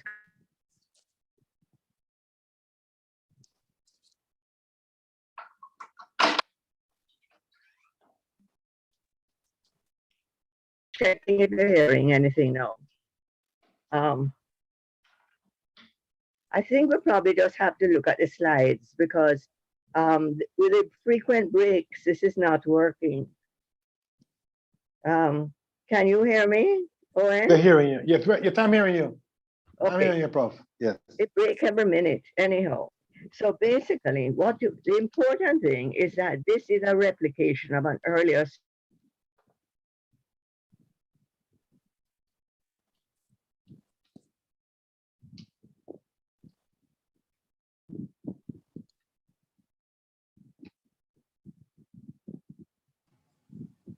They can move the slides yes, along. That earlier study, the one we call the first father study, was really conceived by Janet Brown with Barry and myself assisting. But what was important was the work, or one of the important things, was the work that people like Owen Ellis, our chair,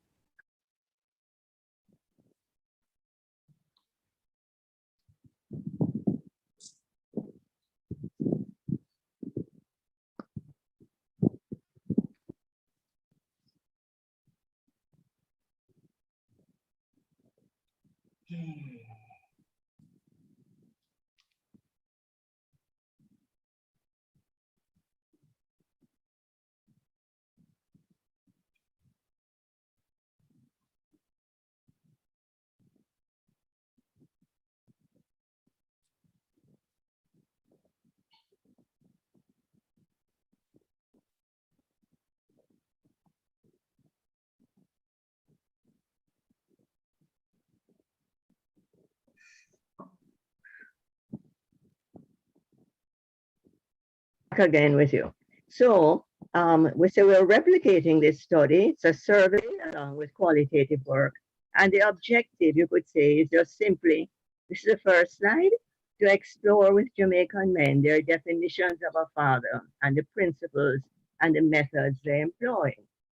I mentioned the methodology before, survey, but qualitative work. So the major findings, this will be the third slide, but I'm adding to it. What was interesting, we have 3 sets of findings. One is that fathering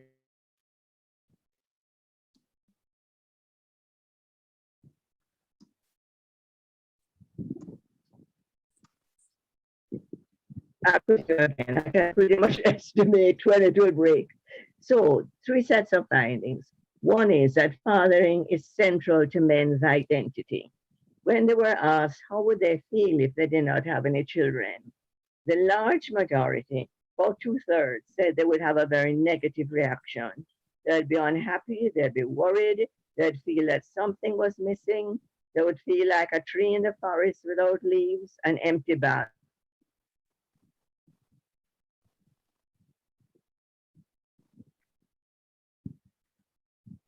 So we said, two-thirds of the men said they would have a negative reaction, whereas a quarter said that they would feel okay.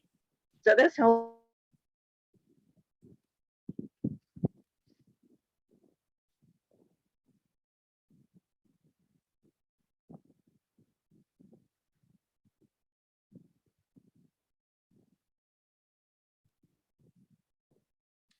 All right. Okay, Michael, here's where we jump in. Yeah, I think we just have to MCs. go on to the next presentation. Yeah, and it's a pity because it's a very important and seminal study that was done by Professor Pat Anderson, and I had the pleasure of working on that project as one of the research assistants with Janet Brown, Professor Boris Evans, and Professor Pat Anderson. But I think the key takeaway is the major importance that men place on fatherhood. That contrary to what we hear, Jamaican men place a big value on being a father. Yes. Before we go on, Owen, there's some, can we just announce the winners before we move on? Sure. You announce one, I may announce one. That's one. We have two winners. Mr. Vernon Brackett, he answered correctly that there are 15 core programs in Fathers Inc. So Vernon Brackett, if you're there, you want a prize. Next And one, Blacker.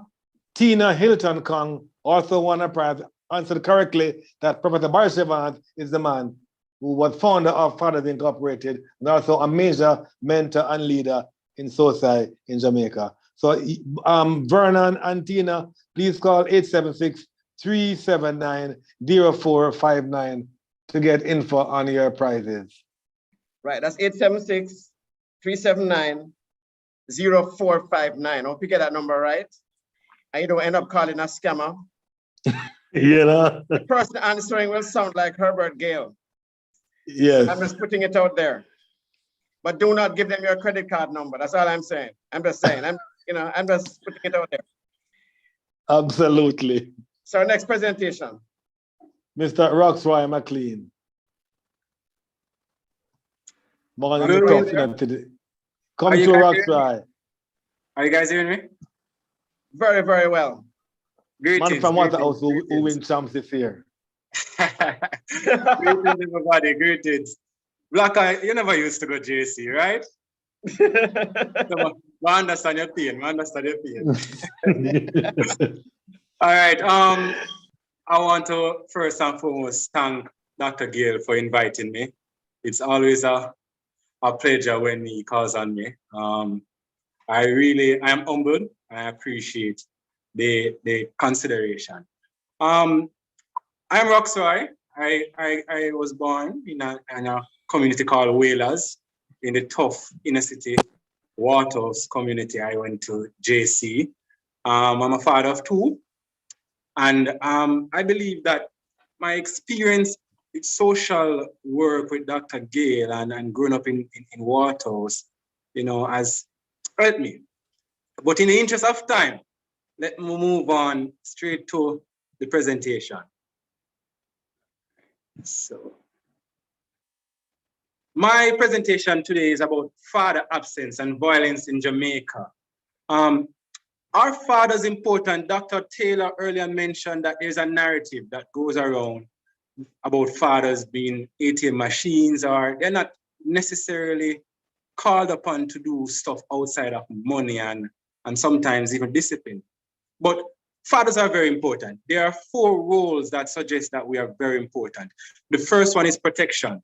We are 1/6 times larger than mothers in general, which makes us much more stronger, much more aggressive. Physically, there are times when women may be bigger physically, but men can easily overpower them because of that aggression that we have. We are also important because we provide. Generally, men, we earn more than women. Hence, fatherless children, they make up to more than 50% of the poor population.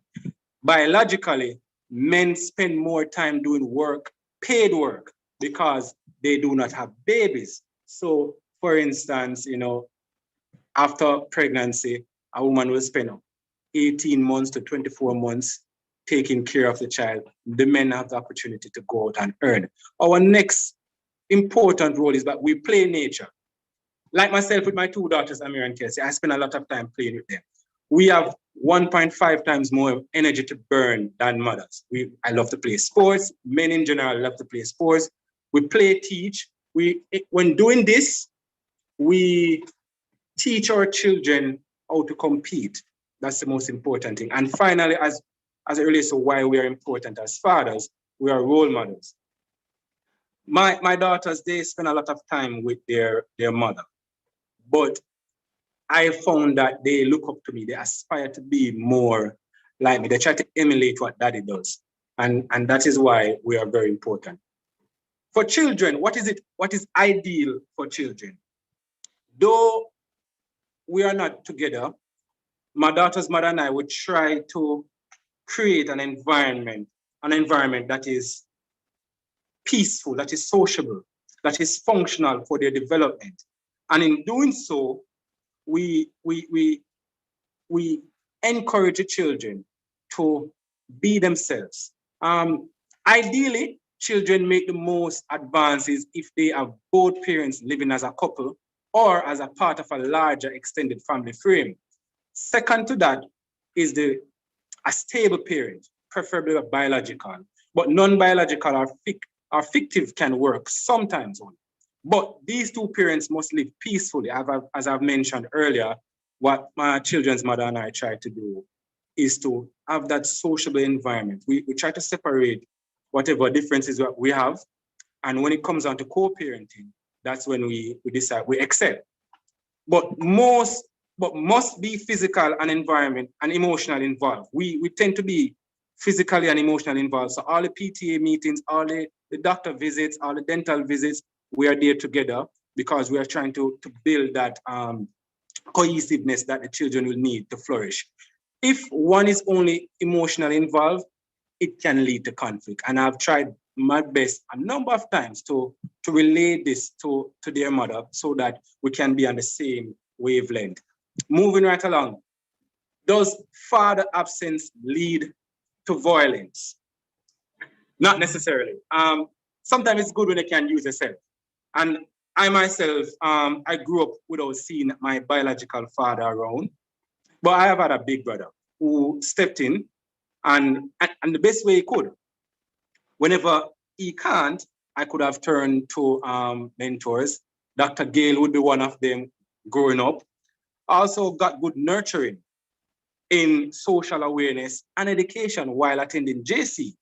Whenever there was no food, I had a few persons that I could have turned to, thus making the 4 blocks of ontological security there. So it does not mean violence if a child is fatherless, because once food, parental support, that includes mother and father, a safe community, a safe environment, sense of safety is also real, and opportunities in education and job. Once these 4 are maintained, it doesn't mean that a child who is fatherless will lead to violence.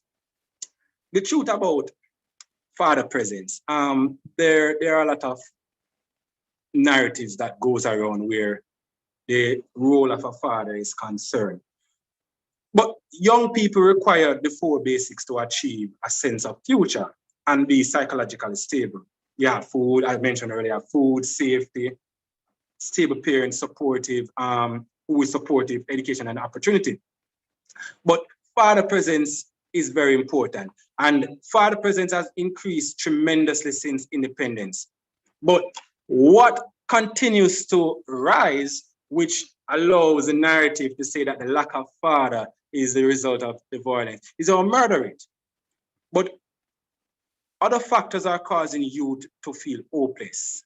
And hopeless people, they will kill or they will join gangs or criminal organizations. Almost 9% of boys they born from 0 to 5 years. They born 2 times more likely to be hungrier than girls, which goes back to the food security under the ontological security that require for children to flourish. The government has not kept abreast of its population growth, so opportunities are few. Boys are denied access to education by our social structure. A poor girl, and this is something that Dr. Gale and I have discussed many a times, that a poor girl is 3 times more likely to go to college than a poor boy. And it's very evident in our society. But the shocker here is that the most improved of the 4 ontological Black aspects is that fathers are more present. What we need now is for more good things to happen for the youth, such as access to education, such as a safer environment, etc. If you could go to the slide where we have the graph, which shows that since 1948, there was a 3% of fathers being inside the homes. There was a sharp, not necessarily a sharp, but a tiny improvement in 1962. But between 1962 and 1980, and we all know what that year means to Jamaica politically and as it relates to the violence, we had a sharp increase of 21% of fathers being involved. Then there was a slight decrease. It goes down to 27. Sorry, there was a slight increase. It went up to 27. Then it goes back down to 24. And since 1991, we've had a steady increase of fathers being active. But if you look at the opposite, where it relates to the homicide rates, in 1948, it was 18 to every 100,000 in the population murders. In 1962, it jumped from 18 to 21. And then in 1980, it went to 48. There was a decrease in 1991 to 24. But since 1991 up to 2017, we've had 60 to every 100,000 as it relates to murder, the homicide rate. So what we're seeing here is that we have more fathers actively involved, but the murder rate continues to climb. Yet still, we continuously hear that the absence of father is a result of the murder rate. What's the way forward? Well, I have some simple suggestions. Stop blaming violence on father absence or single mothers. Both are two sides of the same coin. News flash. Single mothers' boys or boys without fathers are always among the top performers in universities. A child can be fatherless and still have strong family support. So I'm encouraging everyone to adopt a child, mentor a child, give to an agency that helps children, such as Children's First. Dr. Gale had mentioned it earlier in his first presentation. I want to thank you for the time. I know it's limited, but over to you, Mr. Blacker and Mr. Abrams. Thank you, Roxroy. Again, short but strong presentation with some very important information and a very important charge for us to get involved. You know, mentor, sponsor, adopt, foster, and help to change the narrative by what we do. Thank you, Roxroy. Do you know what I found interesting, Becca? The statistic that poor girls are 3 times more likely to go to university than poor boys. Mm-hmm. I found that very interesting, and every now and then people talk about this so-called sugar daddy dynamic. I know Herbert has investigated this, and I'm wondering if that could be contributing to it, because a lot of young girls go to university and they're assisted by much older men. I don't think young men have that option. What do you think? It's an interesting statistic, a very interesting statistic. It is very interesting, but it's one thing to have the number, but it's then to apply what lens do we use in application when we analyze the data and look at the details and so on. But it's very interesting. I mean, we know anecdotally that there might be the woman who poor, but somebody going to help her go to college. She have a benefactor, a sugar daddy, and so on. Or maybe it's just inventiveness, you know, she plan her money. I know women who throw partner, who not earn money, but them throw their partner regular, and beg them partner money every week. So it's a very interesting dynamic, but it's worthy. The one thing that I'm coming out here is that there's still need for more research, for more in-depth study on some of these dynamics, and so we can have informed responses to these questions and don't speak from our guts and from our heart. So I have another presentation, the next one. Mentoring boys. Yes, mentoring boys. And we have a woman here who's very instrumental in training mentors who mentor boys. I'm very proud to say that I'm a director of Back to Life, and Lorna is our chair, and I'm a very efficient chair she is. Commercial lawyer for 30 years, Chartered Director, Governance Consultant, Enterprise Entrepreneur, Master Coach, Facilitator, Lorna Phillips, Back to Life Foundation. Talk to us about mentoring boys. Wow, love to, Blacker, love to. So thank you for that introduction. And let me just say, I am overjoyed to be here with everybody this afternoon. The presentations so far are really interesting. So also, I have to, before I go any further, I have to thank Herbs and Fathers Inc. for inviting Back to Life to share with you in this celebration of 30 amazing years. What an outstanding achievement. And when he lists all the tableau of things that they've done, it's extraordinary.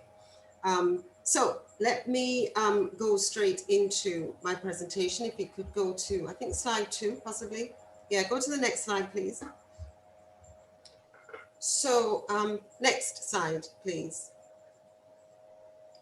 Great. So we're an NGO. We were formed in 2012 to address the boys and men who appear to be falling between, I won't say cracks, I'll say the craters in our social and other systems, notably, of course, the education systems. And so after conducting research, this was done locally and internationally at what kinds of intervention models were in play, and looking at our skill set in particular, we put together a specially designed intervention model that provided for men-only mentoring and life skills training as its central plank. And of course, pretty much everyone knows the benefit of mentoring. And for us, we were of the view, and still are of the view, that mentoring has to play a prominent developmental role in the maturation of our children. But at the same time, we believed that organized mentoring work with boys, especially boys at risk, was impatient of attention. Next slide, please. So we set out to achieve really 4 primary things. One is to put the focus on men in healthy and positive ways, to afford safe and healthy spaces for boys and men to learn to be vulnerable, to heal with each other, to dream with each other, and importantly, to be able to see themselves in each other. Our second primary objective was to have an impact. That is to leave an indelible mark on both mentors and mentees. And Herb said earlier that mentoring is not a plaything. He's right. It's really, it's a serious time commitment, and you have to take it seriously if you intend to have an impact. The third primary goal for us was that we wanted it to be replicable. So we'd be able to pick the model up and take it to wherever it was needed. And finally, we wanted to enable ordinary people to be able to get involved. There are no special skills required, just our training and copious amounts of commitment. Next slide, please. So we think that the success of Back to Life has really relied upon 2 major characteristics, both the structure and collaboration. So firstly, the first 2 relate to structure. And the first one is that we have an internationally accredited training course for our mentors. We're accredited by the International Authority for Professional Coaching and Mentoring. And this has the effect that our mentors really learn how to mentor. They're very surprised to find when they come on the course that it's not about giving advice. So it's the first thing that they learn. And it's not about creating mini versions of themselves. So we reprogram the minds of our mentors in order that they can learn to be an effective mentor. I said before, reiterating what Dr. Gale says, it's not a plaything. And when you're taking responsibility for facilitating the growth and the development of other people's children, we take that very, very seriously at Back to Life. The second characteristic is that we use a mixture of proven facilitated techniques. We use one-on-one, small group and large group techniques, and all of them are facilitated by a trained facilitator. This enables us to maximize the impact of our mentors. Invariably, we do not have enough mentors to mentor boys. We just never do. And we mentor with institutions, which I'm about to share with you. So this method that we use enables us to maximize the benefit to be achieved by everyone, both the mentors and the mentees. And then finally, I'll share with you the role of collaboration. We can't do this work without collaborating with others. Primarily, we work with institutions. We don't go out into the community and look for a group of boys to mentor. We attach ourselves to an institution. But I also want to just acknowledge Herbs, who has been a tremendous source of support to us since we started. Never fails to, well, he always just says no. He always says yes to everything I ask him to do, whether it be to make a presentation or to do a study of our work. He always says yes. And so let me take you to slide 5, please, which speaks to our achievements. Over the time, we've mentored over 300 boys. We've trained over 100 mentors, and I should say that the training affords our mentors certification. So they become certified mentors, which means that they can use those skills just about anywhere. And many of them do. They train with us and go on to mentor in other environments and use it in their professional careers as well. Our flagship project, which is the Rio Cobre Juvenile Correctional Center, which we've been mentoring at since inception, is on hold at the moment, but as soon as the COVID regulations permit, we hope to be back there. We've also held, several engagements at inner city schools and anywhere where boys are, quote unquote, said to be at risk. We are very happy to go and provide some form of intervention. We're presently doing feasibility assessments for another prospective project. A lot of people also know us for our men's forum event, which is known as the Hero's Journey. I think overall what we're proud of is that we've established that a structured mentoring program can really play an important role in the achieving of our national development goals. And the last slide, please. So I want to thank Herbs and Fathers Inc. once again, and again, congratulations to them on achieving 30 years. And happy Father's Day to all men who parent.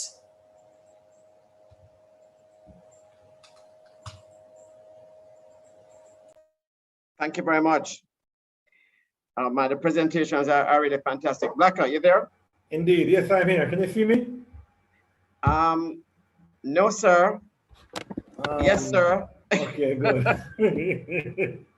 Excellent stuff. This is really a wonderful event, and it should really be televised live on national TV. But that's a whole different thing. Our fathers use their time, being good father and partner dynamics, Vitality Jamaica and the father absence factor, mentoring boys. Wonderful range of issues that really link back to the idea that daddy matters and really give prominence to the whole idea of discussing father matters, daddy matters. And it's really, wonderful stuff again. I'm going to say that again and again. It is really rich what we're getting here. But let's move with it because we have a number of them left to go, Michael, and I think we need to work against time now. So let's move to the next presentation by Professor Christopher Charles on the importance of fathers to girls.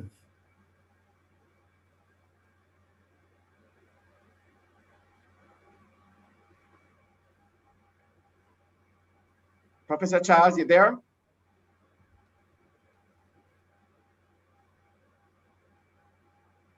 Because I'm looking forward to some of these wonderful presentations. And I'm a father of boys only. Michael, you have any daughter? Yeah, my first child is my daughter, and then I have a daughter, and then I had 2 sons. Okay. Yes, can you hear me now? Ah, there you are. Yes. Professor Yes, Charles, Prof. go ahead. Yes. Is my video supposed to be off? How does that go? No, it should be on, but you have some slide, you have a slide presentation, right? Yes, it was sent yesterday. So I was expecting to see my slide up. Yes, we have it now. Okay. Good evening, everyone. I'm Christopher Charles. I'm a university teacher at the University of the West Indies, Mona, and I'll be talking today about the importance of fathers in the lives of their daughters. First slide, please. So I'm looking at this presentation. I will deal with issues in terms of father absence and father presence. But the first point is that when we think of fatherhood, we normally think of the father being physically present. But what is also important is that the father is psychologically present, because the father can be physically present but psychologically absent. And this is very important. And there are some youngsters who the father is psychologically absent and the father is physically absent. So the best option is when the father is physically present and also psychologically present. And we look at the importance of fathers in the lives of their daughters. So what do we know in terms of father absence? Girls with poor paternal investment, they tend to be poorer. They're in poverty and they tend to be more urban. And it's the nature of urban areas versus rural areas, where the father, even if he's not in a so-called cushy relationship, the tie that binds in rural communities encourages engagement. Also, girls with low quality paternal investment tend to engage in higher risky sexual behaviors, because most of the time, when the father is absent, she has no male role model. She doesn't have anyone to talk to about her feelings and boys and so on. And so when she gets to adolescence and her body is changing and she's becoming a young woman, she's more likely to engage in risky sexual behavior. Also, girls who tend to not have their fathers around, some of them or most of them find themselves in families where they have to take care of younger siblings. So they actually start to act as parents even when they themselves need care and protection. And girls who do not live with their fathers, sometimes many of them, if they're living with males, there are sometimes males in the household who is not a blood relative, and that oftentimes leads to problems. Next slide, please.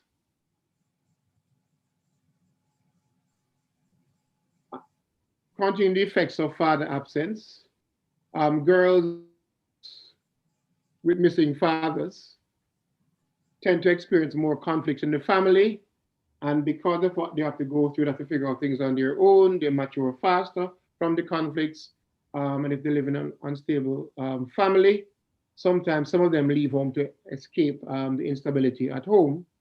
Also, there's early menarche. This may be surprising to someone, but it is well known that there's early menarche when a father is missing and is backed by other factors that we already know, like conflict in the family, poor living conditions, poverty, and so on. We also find that girls without fathers, where their fathers are not involved in their lives, tend to be less emotionally stable.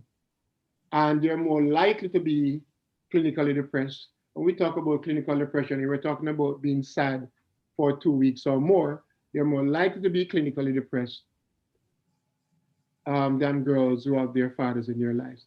And also, in terms of their education, they're likely to underperform in school compared to girls who have their fathers in their lives. Next slide, please. So let us look at some of the benefits of father presence. And when we talk about father presence, we look at the opposite, father absence. What we're actually talking about is that in the girls' lives, in the life of these girls, the father is the core model. So girls who have their fathers who are psychologically connected and the fathers in their lives, they tend to have effective emotional regulation. They are more emotionally stable, they are emotionally intelligent, and they are less likely to be depressed, and they tend to have higher self-esteem. When we talk about self-esteem here, we're talking about they have high regard for themselves. And back to school again, girls with fathers in their life tend to get higher grades, at least one grade level higher than girls who do not have their fathers in their lives. And these girls, those who have their fathers in their lives, tend to experience greater cognitive development.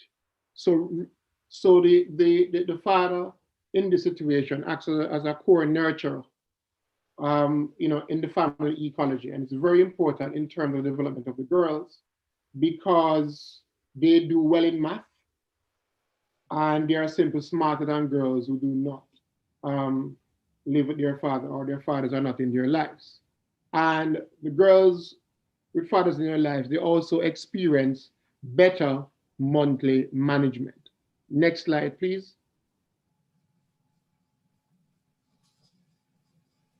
These girls who have the benefit of father presence, they have greater social skills. They interact better with others. They're more confident, they're more dependable, and they're more trustworthy and so on. They're also more focused in terms of life goals, school goals, things at home that they have to do. And they work much harder than girls who do not have their father in their lives. And these girls also are less likely to become sexually active during early adolescence because of what the father offers in this situation, a secure, supportive, and communicative relationship. So the father here is very, very important. And therefore, these young females are likely to become pregnant during adolescence and young adulthood. More often than not, we think of the fact that the father is present and it's a protective factor in terms of early pregnancy. But this protective factor continues. It goes into adulthood because these young women tend not to become pregnant when they are young adults because they are focused on life goals. Next slide, please. So these young women, they tend to have children, but they wait much longer than girls who don't have their fathers in their lives. And why do they wait longer to have? It's because they are focusing on achieving their goals in life. And so they tend to do better in school, as I mentioned earlier, and at university. And so ultimately, these girls tend to enter higher paying jobs, and these are demanding jobs traditionally held by males. And girls with fathers in their lives, they take more economic risk. And we talk about economic risk here. We are talking about it's really money management in a strategic way, trying to get ahead, and they invest more. And they tend to be more loyal in intimate partner relationships. And this is not surprising because girls who have good relationships with their fathers tend to become better partners in adult intimate partner relationships. They know boundaries, they're less likely to be abused. If they are physically abused, they know what to do, unlike girls who didn't grow with their fathers and and so they have no model on male engagement and male interaction and the kind of man they ought to be with. So girls who grow with their fathers and the fathers are in their lives tend to make better partners. They're more loyal in relationships and in entrepreneurship. Thank you very much.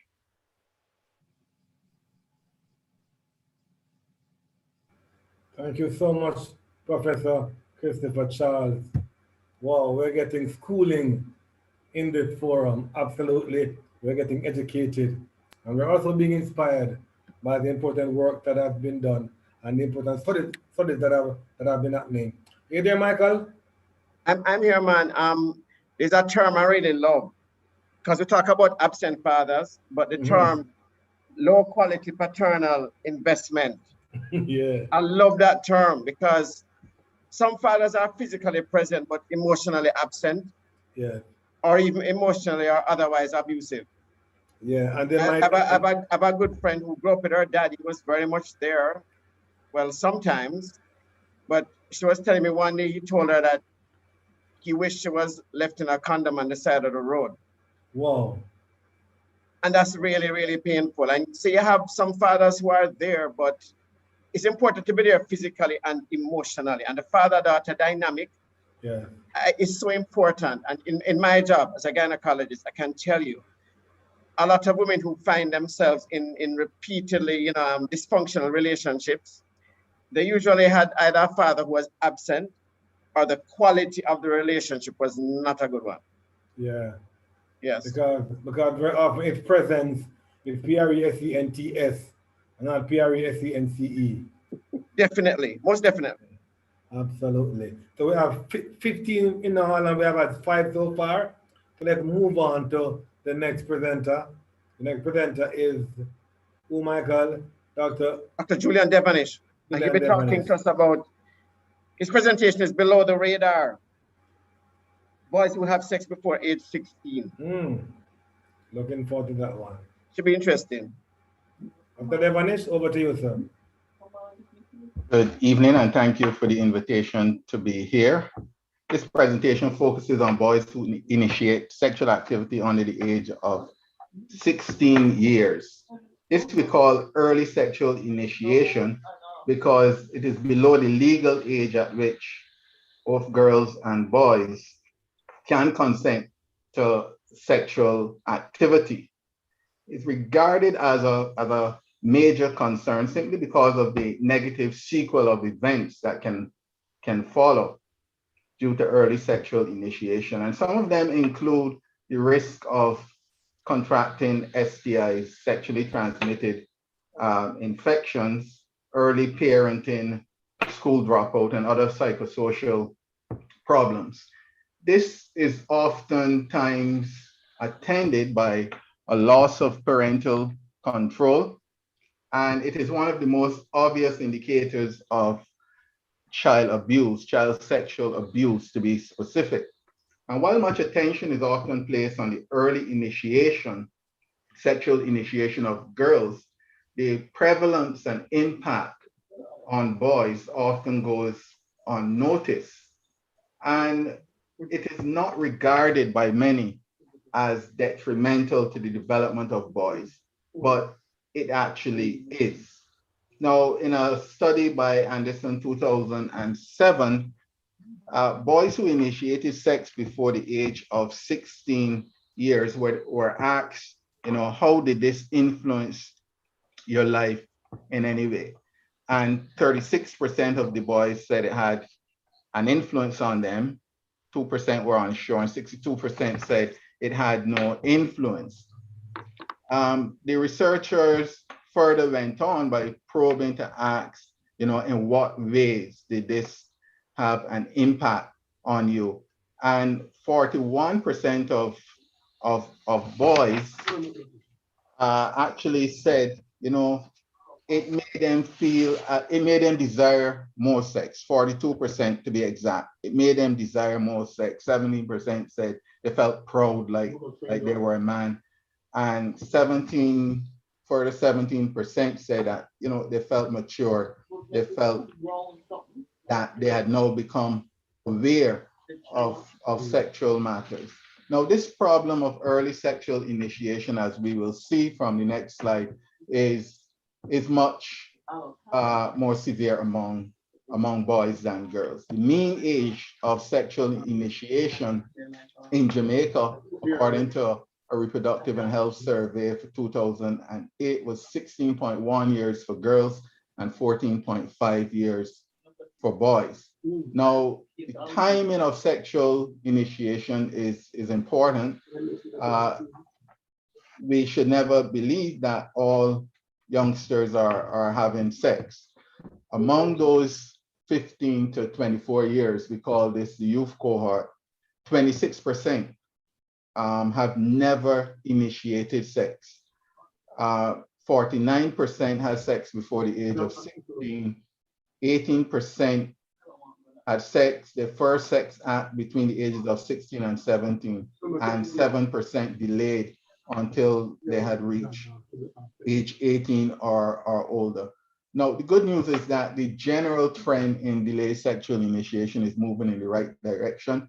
In 2002, we had 18% of boys who were not sexually active. By 2008, this percentage increased to 26%. And we are confident that, you know, it is either stabilizing or increasing and not moving any further down. Now, beside abstinence, condom use is regarded as the standard of protective sexual behavior. And only 58% of young men use a condom during their first sex act. And as expected, the younger the boy was, the less likely he would be to use a condom. And 49% of those who initiated sex under the age of 16 use a condom. This increased to 75% for those who initiate around 16 or 17, and 80% for those who initiated after age 18. Now, later engagement we would see here is protective, because if the individual is using a condom, it's going to protect from STIs or, you know, getting the young girl pregnant. And of course, access to contraceptives is another issue that we don't have time to explore here. But early sexual initiation is a precursor for early parenting. And about 10% of Jamaican young men have fathered a child before the age of 25 years. Among those under 20, just under 2% have fathered a child. And so we would anticipate that those under 16, the percentage is very, very small. Now, we often associate sexual behaviors with different social class, different social groups. But the data actually shows that the mean age of sexual initiation doesn't vary much, any significantly across social classes. It's 14.5 years for those in the lower, and slightly higher, 14.4 for those in the middle and upper classes. But the important fact is that the higher the social class, the later the man actually embarks on fatherhood. So men in lower socioeconomic groups, they father their first child around 22.5 years, while for those in the middle and high, it is 24.2 and 25.9 years. Of course, we know that this early fathering or has implications for the quality of fathering, the quality of father engagement, and the ability to fulfill the father roles effectively, especially as it relates to providing economic security for their children and establishing a joint household with the mother of the child and the child. Now you're going to be asking the question, who are these boys having sex with?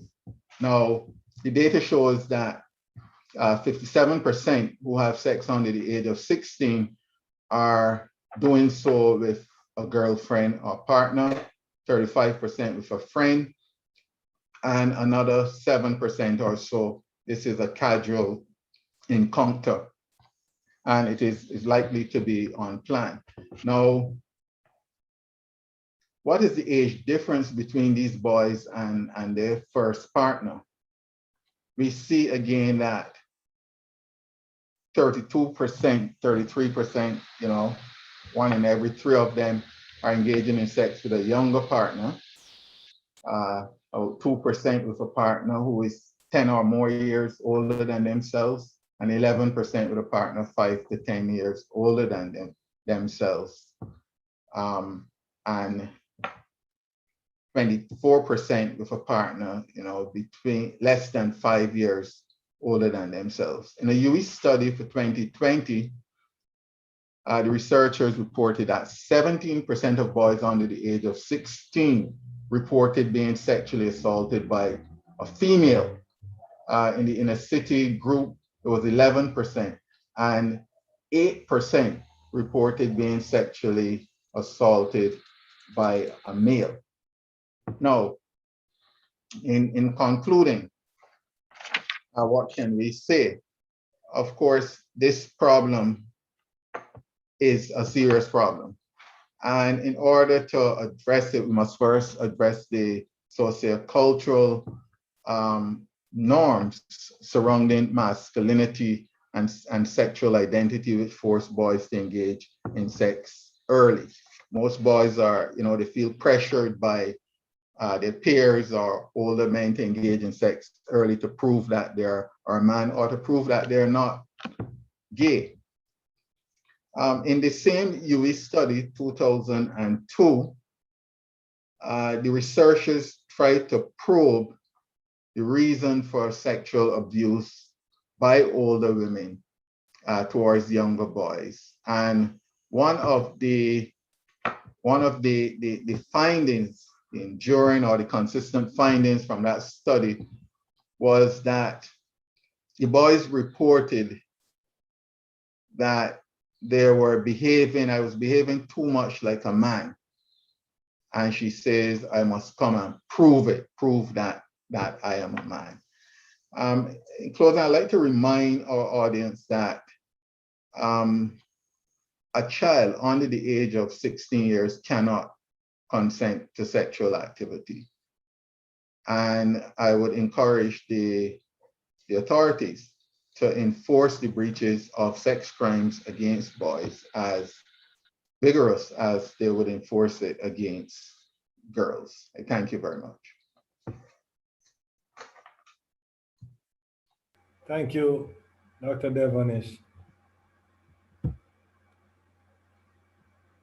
Oh, I'm very intrigued, Michael, by the interconnection between all these things. First of all, let us just apologize for the quality of the presentation. There was it was kind of blurry with Dr. Devonish there, but we got the substance certainly from his oral presentation, and I was really good. But the connection between all of these things, between the work that Back to Life does with mentoring boys, between what Dr. Devonish is talking about with early sexual activity, I mean, earlier on about girls, and they're also connected and all linked back to the value of a man's presence as a father in his child's life.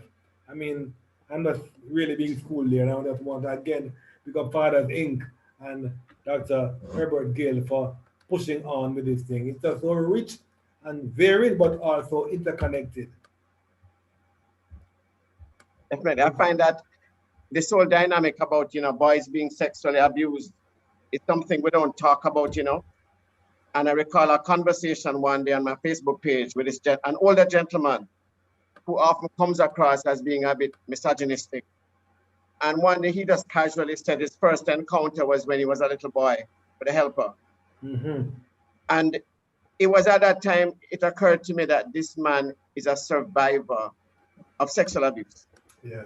But I don't think he sees himself as a survivor at all of any kind of abuse. And I think that this has colored his perception of women, and you can see it coming across in the way he communicates with and relates to women and speaks about them. Yeah. And I think this is something we need to really talk more about. I'm really grateful for the presentation. Yeah, you can brag, say broke him ducks. Yeah, but with a survivor of abuse. Indeed, indeed. So the presentation is about fathers coping with COVID-19.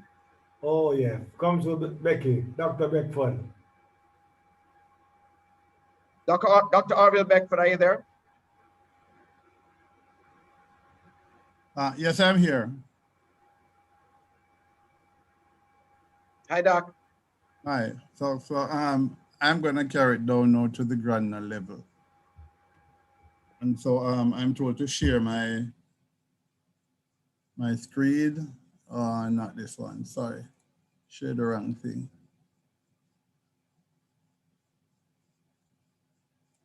I'm just sharing.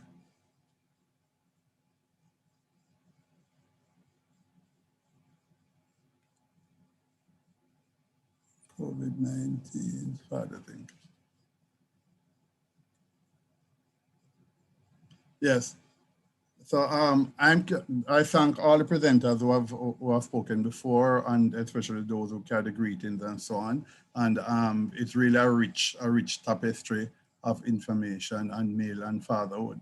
So here I'm looking now at the issue of male coping with fathers, fathers coping with COVID-19. So I spoke about the social structure of Jamaican society that resulted in fathers from various strata, whether upper class, lower class or not, having similar problems, but also having specific problem to their strata, whether upper class or lower class. And we said the male in his role as provider journey away from the household for at least 10 hours per day, heading to or from work. The social construction of masculinity and fatherhood in Jamaican society posits the role of father as provider with little or no socialization, which prepares him for the role as nurturer. All fathers were forced into this role, whether the pandemic started in March 2020 or not. But when it started, they were more forced into it. Some fathers lost their jobs and were forced to stay at home with the diminished role of provider and an expanded role of nurturer. There are many social cultural issues that arose as a result of this sudden re-socialization which was required of the Jamaican father. Many fathers from middle class and lower class express a feeling of social alienation when told now to go birth the baby, buy the baby, prepare the baby bottle for feeding, and feed the baby. These were things that they were not accustomed to. Some fathers were accustomed to it, but others were not accustomed to this kind of role that were carried on for years. So this resulted in increased domestic conflict with many homes across the class spectrum of Jamaican society. Human relationships are at best difficult. Sudden shift in domestic role further complicate and add an emotional dimension to male-female relationship. In Jamaican society, the male socialization for the role of father had an emotional lacuna, a kind of gap, as this was seen as being too effeminate. The emotional support for the family was largely left to the mother, who were allowed to show prolonged and emotional outbursts, most of which were in support of keeping harmony in the home and ensure the family is okay. Their children were socialized to learn emotions from their mother, as the father was not socialized to show emotions, whether publicly or within the home. So while in lockdown, some fathers saw the necessity of a re-examining of their roles. The prolonged physical closeness with members of the household meant that he had to develop patience and new ways of dealing with domestic issues. No longer could he walk or drive away, but talk to one of his friends during the curfew, but socially construct a coping mechanism to deal with whatever social realities that confronted him. Fatherhood was no longer a part-time job, whether he was extra-residential or co-residential. So in speaking to some men, I have here some narrative description. Some of them said that during this COVID lockdown, as a father, I learned the value of silence. Very important for men. Next, he said, I understand what mothers go through on a daily basis in taking care of children. Ah, you didn't know. Next, he said, there's a delicate balance between showing love and disciplining children. that mothers seem to do effortlessly. Fathers couldn't cope with that delicate balance of showing love and disciplining through, unfortunately, beating or so on. Our next father said, I was forced to learn patience in dealing with emotional issues, as there was no place to run to, no game of domino to go and play, and no football field to kick some football during the curfew when there's a problem at home with my wife or my spouse. Some lower class men lamented not being able to hang out on the corner and Ola meds with their brethren. They see the pandemic as creating a source of mental illness among men and women, not just within the home, but also within the community. Some fathers lamented the lack of social intervention, similar to that done by the Ministry of Health and Wellness in doing contact tracing. They think they are being ignored by society, as is the normal emotional plight of men. And so they said that the social worker and the police only show up after a domestic dispute in which they then ask him to go somewhere and they go to counsel the woman. Men as fathers also bemoan the closure of some churches, believe it or not. These would normally provide social intervention, not just soup kitchen for the provision of food, but also the pastor or deacon walking the neighborhood and providing on-the-spot counseling for families in distress. They did say that that was also missing. While most fathers welcomed the care packages and COVID-19 grants provided by government, they noted that businesses were slow in reopening for some of them to return to work. The lack of further financial support imperiled their role as provider and caused more domestic disputes. So what were some of the other external factors affecting fathers during COVID-19? One, increase in internecine violence in some communities, affecting fathers being able to provide security for their family at a time when their movement and access to financial resources were limited. Some factors view the vaccine being provided by the government as affecting their manhood. No scientific proof of this, but that's what they say. Next, the resolution of certain disputes within some communities are hampered by the constant curfews, not able to meet frequently with dispute resolution bodies such as the Peace Management Initiative. 4, social and financial help from siblings and other relatives not domiciled in the community were somewhat dried up, making fathering a more tumultuous and lonelier road. Next, reduction in overseas working programs that some used to go on, that has dried up. Constant price increases further erode their role as provider and add to more domestic conflict. And some fathers learn to appreciate the help provided by mothers. So the last one now, work needed to be done by organizations such as Fathers Inc. 1, provide a social space for fathers to discuss their issues. This is being done by Fathers Inc., but we need now to ramp it up to deal with COVID-19. Provide special mentoring program for fathers during COVID-19 because they are really traveling a lonely road, having been forced into that socialization of nurturing. Helping fathers to provide education opportunities for their children to engage in online learning. This could be done by having drive to acquire smartphones, tablets, computers to help disadvantaged fathers. Next, asking personnel from the Ministry of Health and Wellness to address various organized fora to educate fathers and the household about COVID-19 pandemic and the need to be vaccinated to protect the family. And last, organizing the social capital of its members to help trace fathers and members' children who are falling off the radar at school, that they are not attending school, but we could help them to try and help them to get back on the radar. And so that it is for my presentation. Thank you very much.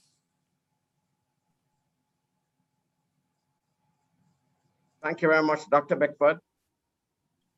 COVID has really changed basically everything. Black, what is about that? Black, are you there? As I was saying, thank you very much for the presentation. Michael. As a father, I know that COVID-19 has presented several challenges for me, not just as an individual, but as a father having to deal with my kids, having to deal with their education, having to deal with even their socialization, because over the past almost 2 years, things have changed so much. And as humans, we are social creatures. We need to interact with others. We need to go outdoors and engage in activities, and a lot of that has changed. So thank you very much for the presentation. We're supposed to go on to another segment now, but before we go on, Herbert had asked me, Dr. Gale, to just allow him to go through some of Prof. Anderson's slides because her presentation was interrupted. She had some technical difficulties. So Dr. Gale, are you there? Yes, I'm here. All right, so I just want to just go through her brief. And as she said here, this seminar organized to acknowledge Father's Day and the 30th anniversary of Fathers Incorporated provides an opportunity to briefly share the findings from a large-scale study of Jamaican fathers concluded in 2009. This study was designed to explore how Jamaican men defined their role as fathers and what they saw as the important principles which shaped child rearing. One of the most significant findings was that across SES or social classes, there was wide agreement on the role and responsibilities of fathers. Fathers emphasized being responsible, providing economic support, showing children love and emotional support, and providing guidance. This consensus existed even where fathers acknowledged that there were difficulties in the path of adequately playing their role. These difficulties included economic hardships, physical separation from the child, and conflict with the child's mother or her family.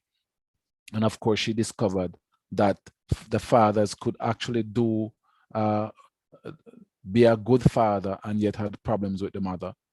All right. The qualities which fathers sought to instill in their children included having good manners, respect for others, being honest and having integrity, being loving and kind, and having the fear of God. It was also found that fathers tended to be much harsher in their treatment of boys and placed emphasis on toughening their sons to deal with life.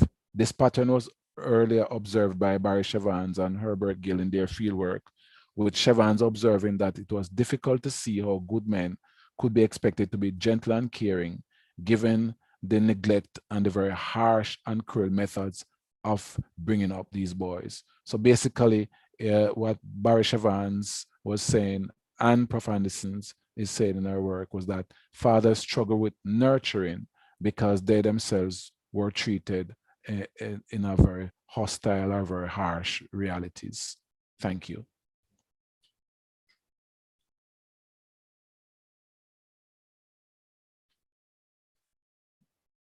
Thank you very much, Herbert. Dr. Gale, thank you very much. It's a pity that Prof's presentation was interrupted, but thank you for, giving us the most valuable points from the presentation.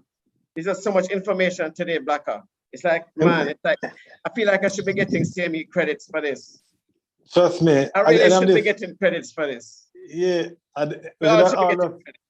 Just do a test and get a degree. Michael, it's easy, Michael.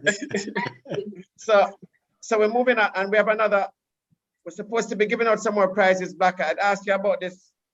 We're supposed to be giving out a prize for person with the most beautiful comment on YouTube. I'm not really sure what that means, Blacker. But I think we'll find a winner already. Right, we spoke about that. What do you think? I agree absolutely, because that response really resonates with me. I think it reflects how all of us feel. Every speaker thus far and every member of the audience thus far, whatever might be their disagreements with, because let me tell you something. Herbert Gill walks around with a target on his back, I think, based on how his comments have very often stirred up the waters. Am I right or am I right? Yeah, very right and right. Right? Very unpopular sometimes. But he soldiers on, doing what we all agree is very important work. And even this very forum is a testament to the fact that his head and his heart is in this work. So that comment by Vivian Jackson, you want to read it? I think, yes, please, you read it, sir. You want me to read it? Yes. Go ahead. Vivian Jackson says, quote unquote, Professor Dr. Herbert Gill, a job well done. Congratulations. Jamaica needs you now more than ever. That wins the award for the most beautiful comments thus far. So Vivian, you can just call 876-379-8255 0459. That's 876-379-0459. And you will learn what you want. So right now we're going on to this second segment, is it? Yes, we By the way, have before we go on, 1, 2, there are 2 more 3. prizes to be given out, right? And you people can comment in the YouTube section. What are those prizes, Blacker? We have Father gift with the back. youngest child is one, right? Yes, gift basket. When it's the youngest child, it means a child that has already been born. So don't bother come and say the pregnancy test was positive today. That doesn't come. Child that has already exited the uterus and is around. Father with the Listen youngest me. child, so you can, You guys, you can open- list the ages of your kid. And the other prize is open- for what again? The other prize is for, let me see, my device is here not cooperating with me. I can't find my notes it on says that. Longest relationship with the same woman. Longest relationship with the same woman. But even that difficult, Michael, because suppose, 40 years, but in between that, it kind of run off and get mixed up and come back. So it is 40. Really? Does that happen? Does that happen, Blacker? Really? I speak from experience, sir. I didn't know that. So maybe we need to say consistent. Unbroken, longest unbroken relationship. That's the word. That's it. Yes. Right, so yes. the end of the thing, we can go back and review that. So we have the second segment now. Some more presentations. We have one by Randy Davidson coming up. Yeah. Coping strategies and resilience of battered men. Battered men. We hardly hear about that. Battered men. Battered men. Very hardly. Hi, Randy. Hi, Blacker, Michael, thank you. Just allow me to share my screen real quick.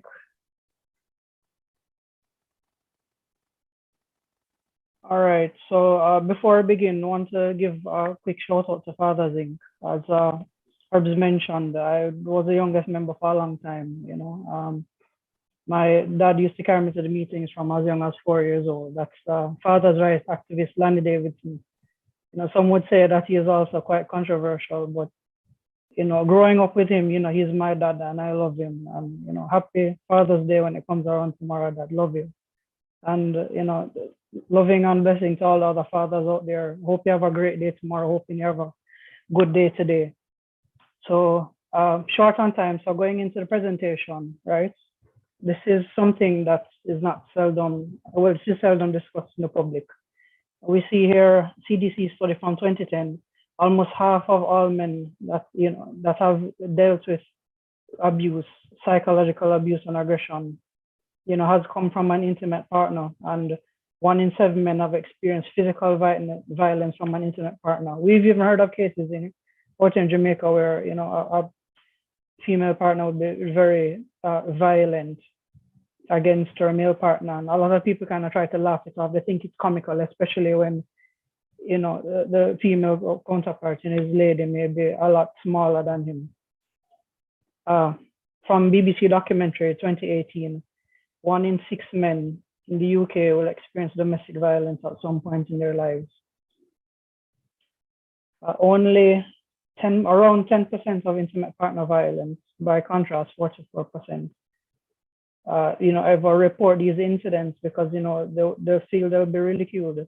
And this is definitely true of Jamaica. We're very proud men out here if we go through any kind of the hardships when it comes to something akin to domestic violence. So no, man, I'm tough. No, man, we can't manage it. We can't deal with it.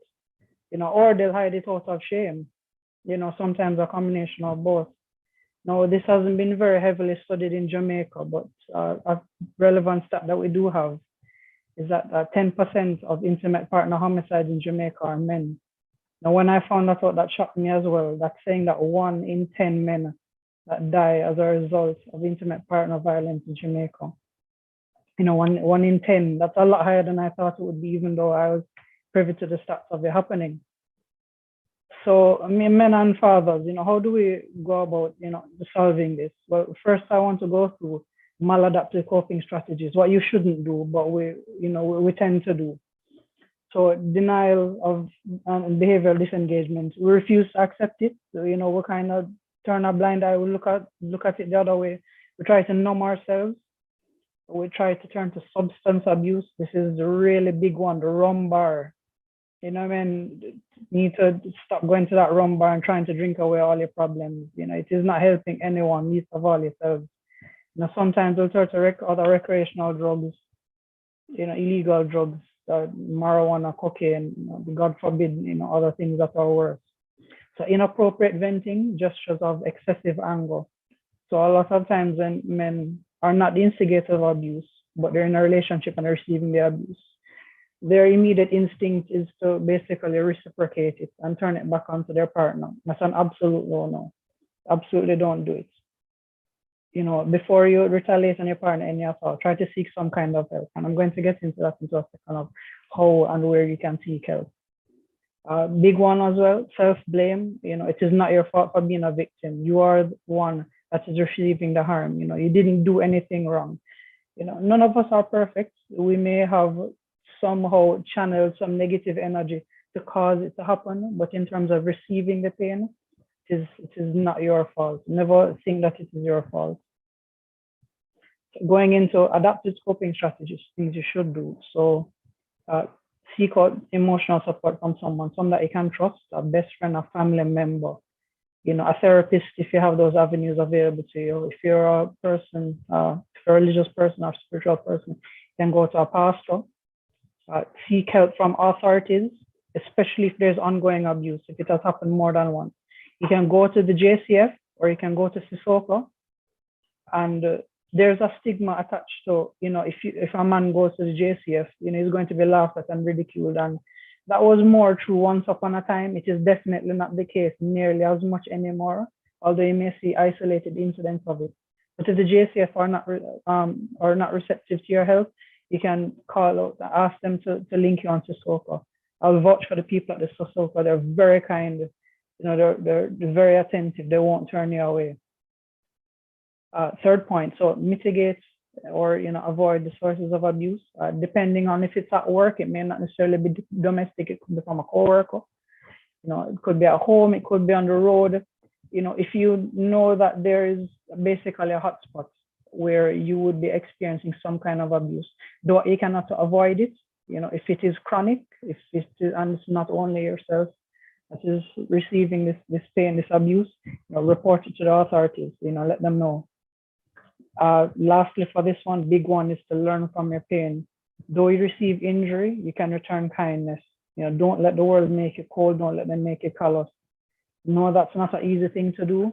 But a lot of the times in this world, when people mistreat us, you know, that is actually a lesson to us to want to pay it forward and say, no, what, I'm going to be the better person. I'm going to be the bigger person. I'm going to be a man about it, and I'm not going to reciprocate this pain or retaliate in a bad way. You know, I'm going to try and do what I can to actually make the situation better by helping others and helping myself in positive ways. So developing your resilience, making the best of a bad situation. You know, see what you can learn from it. You know, pain is a harsh teacher, but it's a potent teacher. You know, see where you may have gone wrong as well. Sometimes we don't like to admit we may have been wrong in the part of the process. We need to acknowledge those things and try to be better. Pay it forward, share your coping strategies with others. You know, there's no shame in helping. You may even save a life. And I've seen qualitative data where persons have gone through pain and they've shared that with other groups and so on. They've really helped a lot of people. They've done a lot to help their community or, you know, other members around them. Join support groups, make support groups, you know, stick together. Teamwork makes the dream work. You know, I'm not talking about the rum bar. You know, it's okay to once in a while recreationally, you know, seek a little refuge in a drink or two, but don't overdo it. Don't let it become a crutch. You know, you can contact us at Fathers Inc. Any other NGO that reaches out to men any at all. You know, the numbers are all over social media. You can contact us, or you can even just do a quick Google search. We're here to help. And lastly, this is a big one, embrace your feelings and your humanity. There's nothing wrong with feeling down, feeling sad, feeling, you know, and crying. You are not any less of a human being and not any less of a man or a father. You know, even Jesus wept. Jesus, who is the Son of God, even wept. You know, you're crying or you're experiencing that pain is a reminder that you are a human being, that you are still alive, and that there is more to strive for, especially you have children or loved ones in your life. So no short on time, I'm just going to wrap it up there. For those who are spiritually inclined, this is a scripture found that I've helped a lot. Joshua 1:9, be strong and courageous. Do not be frightened. Do not be dismayed. For the Lord your God is with you wherever you go. Never forget that. And, you know, we are all with you wherever you go as well. Reach out to us, you know, talk to somebody, do something about it. Don't leave it alone. You know, there's a lot of good in this world, despite how much of a pain you may be going through. And thank you very much for hearing me out, guys. I hope you have a great rest of the day. Happy Father's Day to everyone. Thank you. Whoa, Randy, how are your father, man? Boy, Dad had to work, unfortunately, today. He wasn't able to make it, you know, but he sends his love and greetings for everyone. Dig him up, man. Dig him up. Yeah, man, definitely will. Definitely will, Blacker. Thank you. Whoa. Thank you, Randy. Yeah, man, thanks. Thanks, So man. Father think baby that, you know. I realize that. Yeah. Born and grow there. Wow. Next presentation is about money. Managing money, having dollars and cents. That's SENFE by Kadeen McPherson Cook. This should be interesting. Me like that I already. learned to manage money when I was in school. I just learned about some math stuff and, you know, stuff like that. Hello, good evening, everyone. Good evening, Kadeen. Good evening, Kadeen. The evening has been long spent, so I'm going to try my best to be as brief as possible.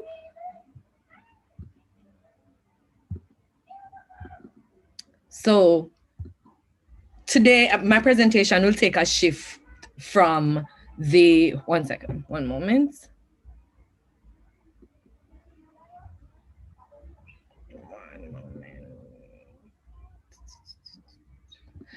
Okay, so today my presentation will, you're still seeing my video, my screen, correct? Yes? Yes, we are seeing it. So today my presentation will take a shift from the usual family, from the traditional family, and we'll look more at the blended family or somewhat the single parent family. So what we found is that, of course, because of what's happening now and how the modern family is described, the way how we manage money has changed. So our money management strategy has shifted much, and as a result of that, we're going to be looking at money management as a team sport, multi-household budgeting for the modern family, and then looking at the backup plan. So for what I have here is, okay, before I get in there. So basically what we're saying is that because of how the modern family, the blended family is structured, what you'll find is that their parents their family structures where a parent is supporting a family outside of the home in which they live, or a parent is being supported or a child is being supported from a parent that is not living within that home. So what we find is that money is now an income or an expense relating to supporting the family, whether it be for child support.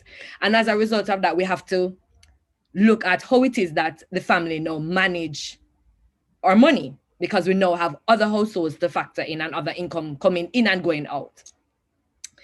While it's a hard conversation to have, we're saying it is important that both spouses within the immediate household have an open conversation and be willing to compromise about how it is that the income that they have, or available the income that they have, is, and in what way they would like to use this income.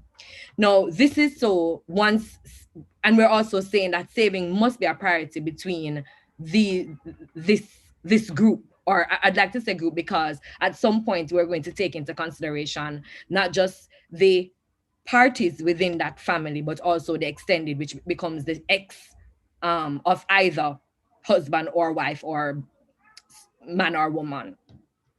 Now, what we're saying is that once these two come together, what we'll find is that there may be difference in how they prioritize for their children. And we're saying children coming from a previous relationship. So one parent, for example, a woman could meet a man whose child is going to a school where the tuition is 100,000, and a woman could meet, and the woman's child from the previous relationship could be going to a school that the tuition is 40,000. Now, both of them obviously have different desire to spend on education. I mean, different amount that they're willing to spend. Now, oftentimes you'll find that there's a conflict as a result of that, because one is saying you're spending too much of the money coming into our home into this, and there's a disagreement. What we're saying here is that this is fine once there's an understanding and there's an agreement that this is your priority. And when the union come together, there's an open conversation about it. It is when the conversation isn't open that it creates conflict. We're saying once that is established, the next thing to do is have a clear communication with the ex. And the ex is the person who is parenting the child that is possibly not in the home. And that conversation should speak to financial obligations so that one can manage the expectations from that ex to ensure that there isn't any this disruption in the direct home, in the immediate home. Now, what we're saying is that once these rules are clear as how money will spend, you'll find that the children will adapt.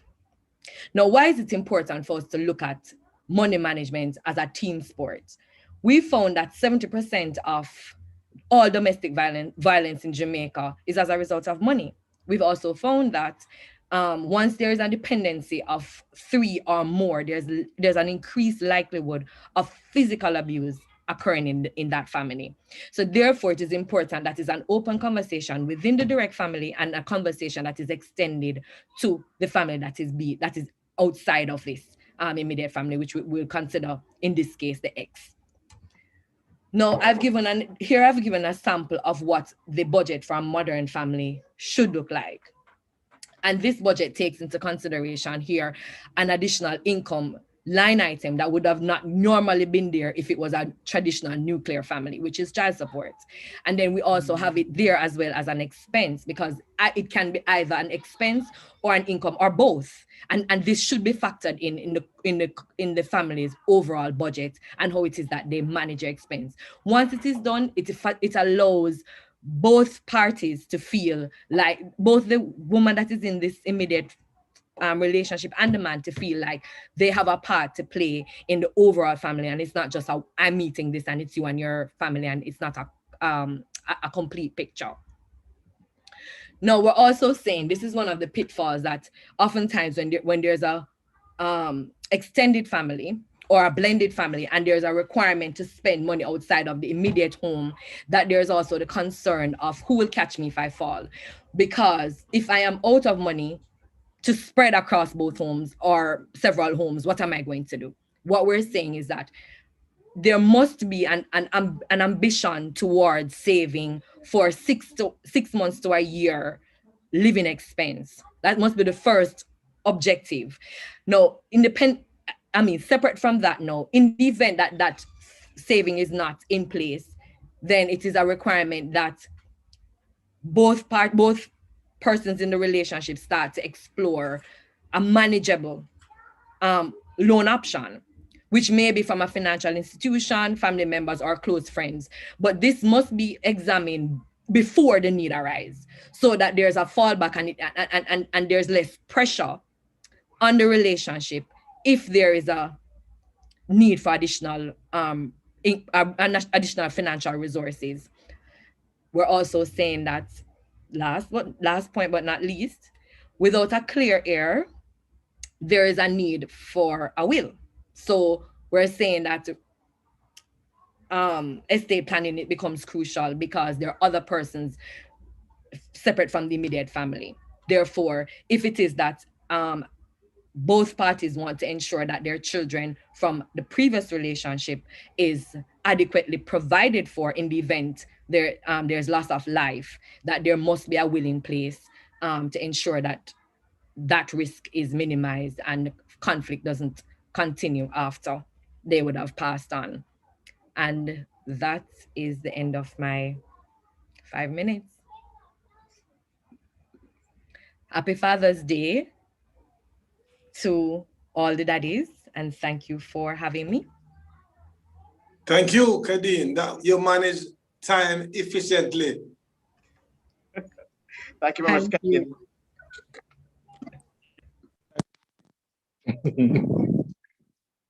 Wow. This is really a historic gathering of experience and expertise. I don't think it's ever been done before. I wish you did this more often. Hopefully it should be some annual thing, I hope. Do you think? It should be. I hope think. so. I hope so. Annual Daddy Matters. In fact, it should be a TV, it should be a YouTube series, Daddy Matters. I agree. Hopefully something will be a spin-off from this. Yes. Because we're just definitely. getting little snippets of very important, topics and concepts regarding fathers, regarding manhood, masculinity, how we socialize our boys, etc. So the next topic is going to be on, one of my favorite people, Dr. Rosemary Johnson. And she'll be talking about managing emotions and relationships. That's very important. And a big move from managing money to managing emotions. I mean, yes, nicely put together. So Rosemary, Dr. Johnson. Dr. Johnson.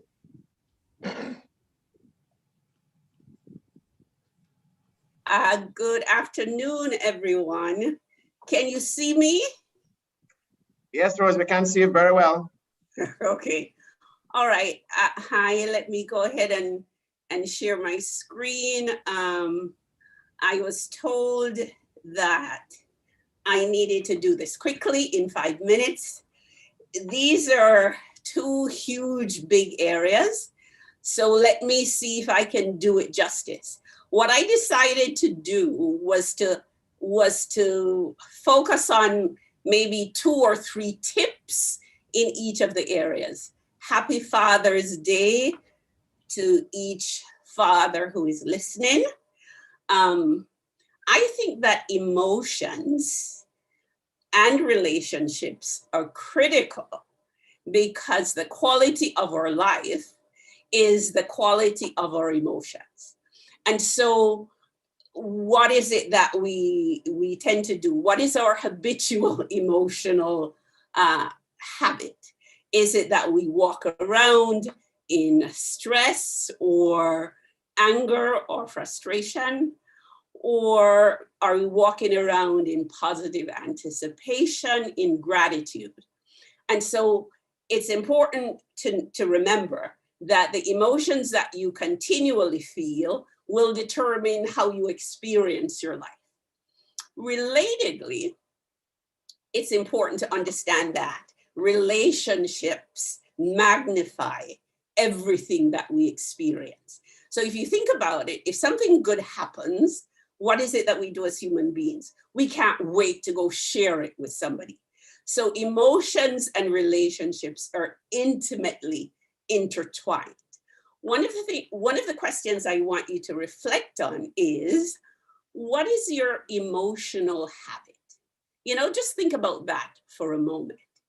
Now, one way that I think is important to kind of frame this is to understand that it all begins and ends in the mind. Everything that we experience begins and ends in the mind. And I find it useful to think of the mind as a biocomputer. This biocomputer, however, nobody tells us how it works. So there is no user manual, nor is it user-friendly. And so what is it that we're supposed to do? So focusing on the first part of the first tip that I want to bring your attention to is the emotion piece of my presentation. So in order to manage emotions, you need to understand how it is created. And there is this thing in my work that I call the emotional triad. So there are 3 ingredients in every emotion that we create, whether it's a positive emotion or a negative emotion. So here are the 3 things. Physiology. What are you doing with your body? what you do with your body has a direct link to how you're feeling. Emotion is created by motion. So the more vigorously you engage your body, the more vigorously you move, the more you're going to experience elevated emotions. The more stationary your body is, the more you're going to experience those other types of emotions. Focus is also a critical ingredient, because what we focus on, we feel, whether it's true or not. So think about, what is your current pattern of focus?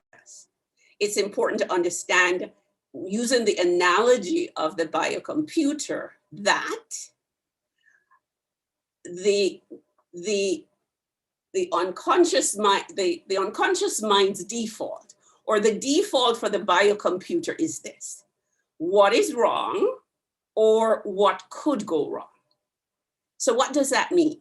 If you don't wake up every single day and reset your mind, what it's going to naturally go to is make you notice what is wrong or what could go wrong. And you can understand that means stress. The last ingredient in terms of how we create emotions relate to the actual words. So the words that we think in and the words that we use create our experience. So this is really important. Your habitual language pattern is going to provide the meaning for a situation, and the meaning in turn is going to create the experience that you're having. And so how does this now fit into relationships? Moving on to relationships. What is it that you need to understand? Relationships are one of the hardest things you will ever do. So if you're experiencing challenges in this area of your life, know that it's because it is hard. Now, one of the things that contribute to the challenge is the way that men and women create meaning. So how men and women create meaning is very, very different. Hence, the confusion and the crossing of the wires that we experience. So the tip now in terms of relationships relate to, what are some things that pull us apart? What are some things that that destroy the bond between us? And as you can see, they're different for men and women. For women, it's the 3 U's. So men, this is when you need to pay attention. What is it that causes a woman to disconnect? If she feels unseen, if she feels not understood, and if she feels unsafe. Women, you need to now pay attention. What is it that causes a man to distance himself from you? When he's being criticized, when you close off, meaning that you withdraw your warmth, you withdraw your love. And the last thing is that when he feels controlled. So for women, it's 3 U's. For men, it's 3 C's. So what is it that we can do about each? So guys, if you're feeling her distance, it could be one of these 3 things. If she's feeling unseen, if that's what's going on, you give her attention. If she's feeling unsafe, as if she can't trust you, it's important to give her reassurance.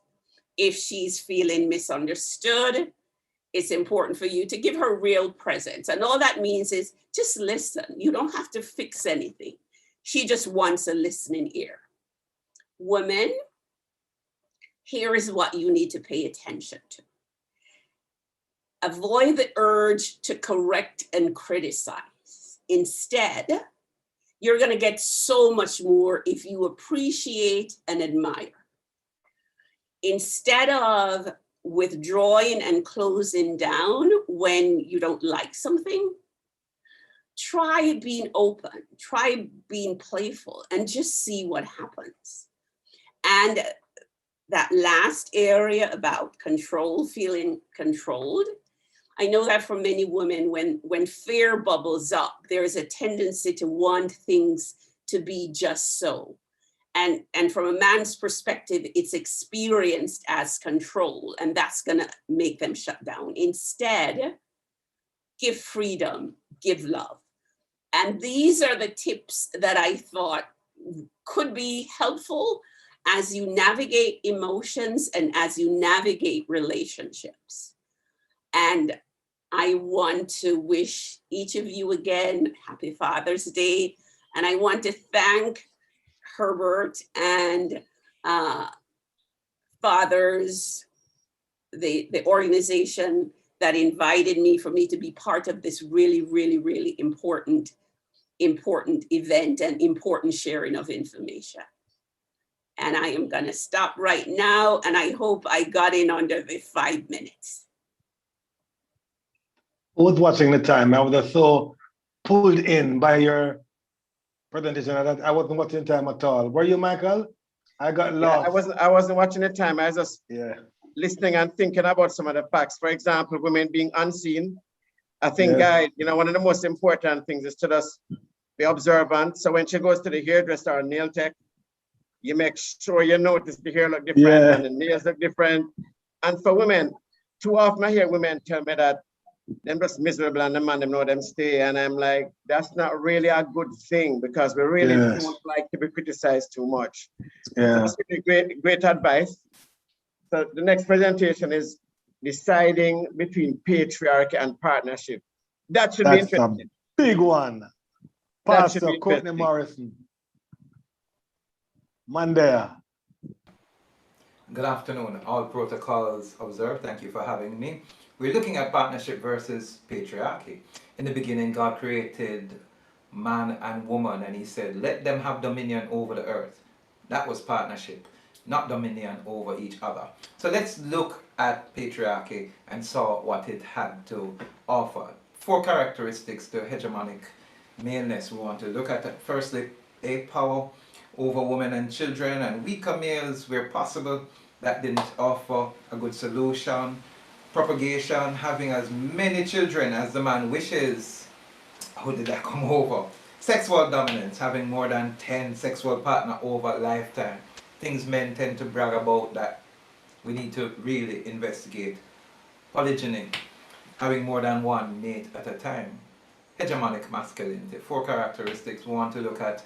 That what we see as beneficial maleness, wealth of the man, having enough prosperity that will cover everything for everyone sharing the wealth. When he's protective, aggressive towards any threat to his family, but he's keeping his family safe.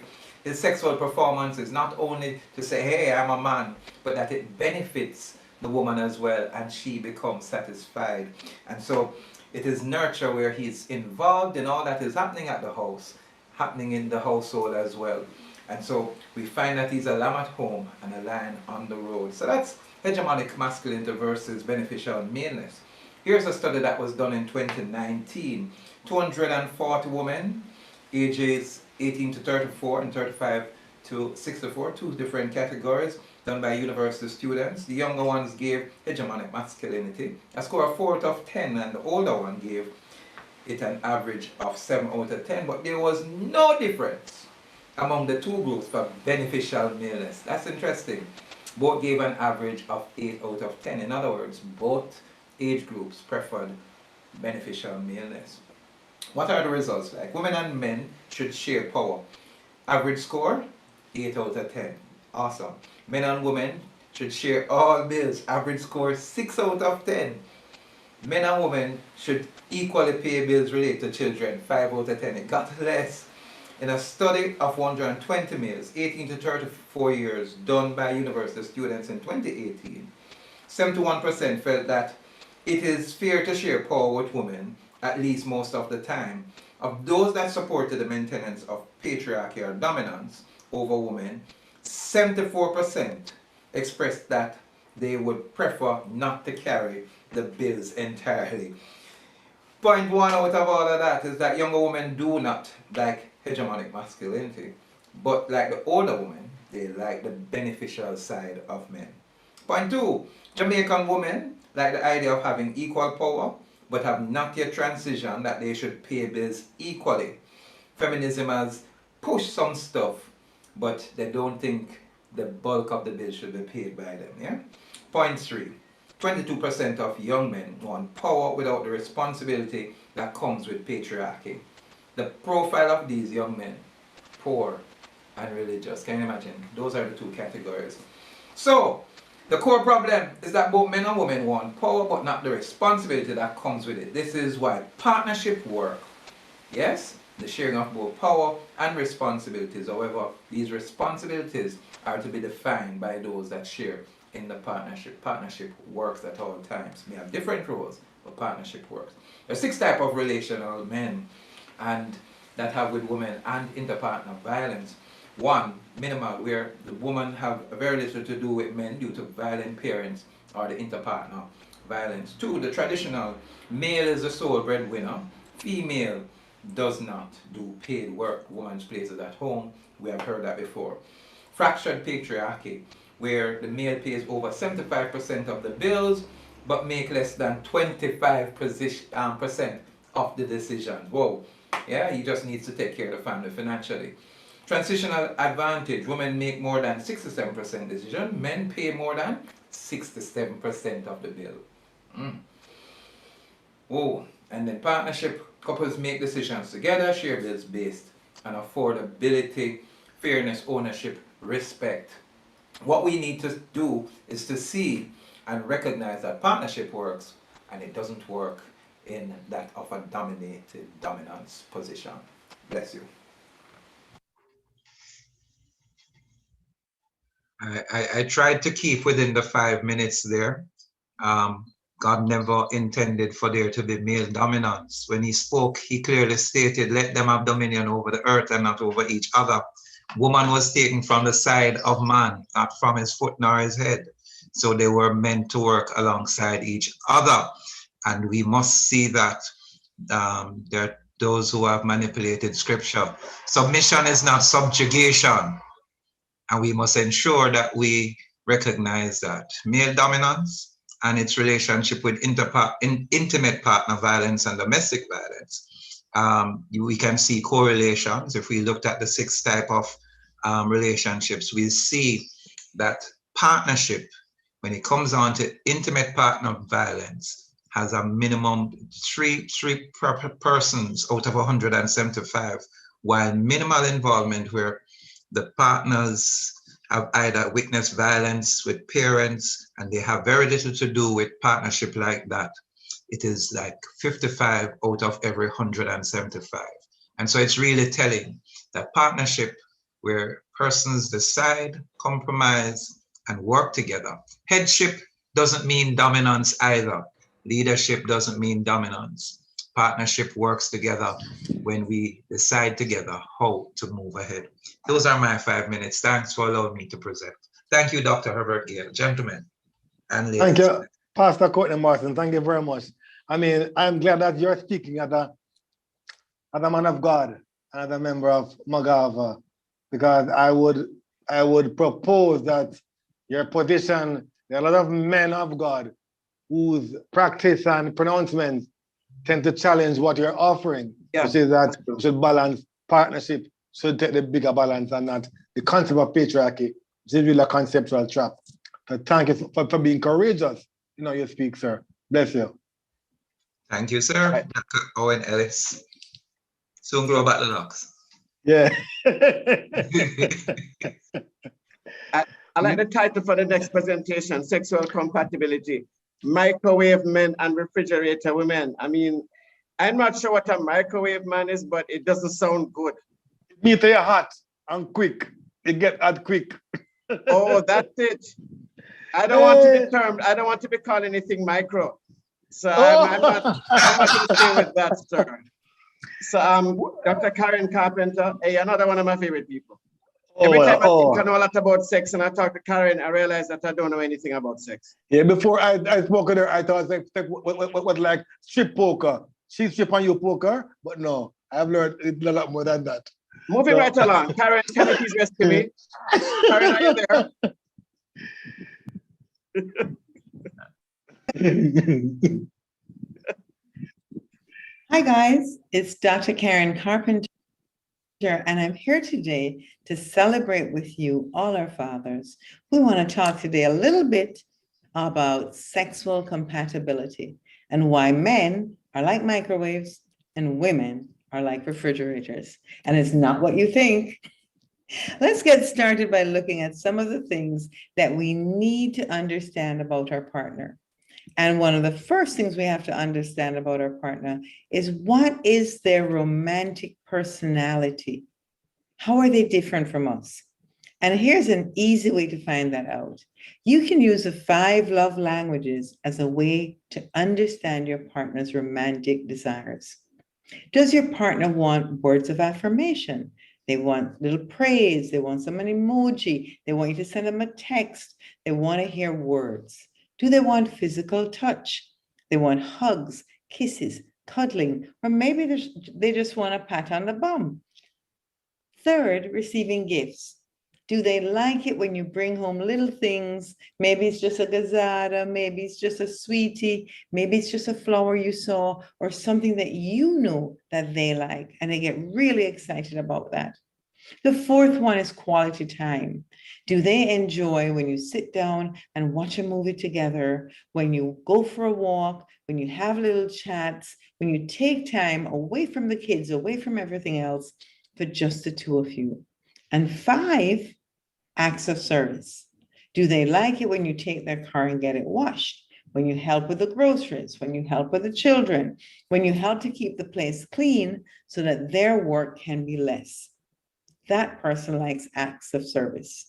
So the romantic personalities are words of affirmation, physical touch, receiving gifts, quality time, and acts of service. So what about the bedroom? What do we need to know about the bedroom when it comes to our partner?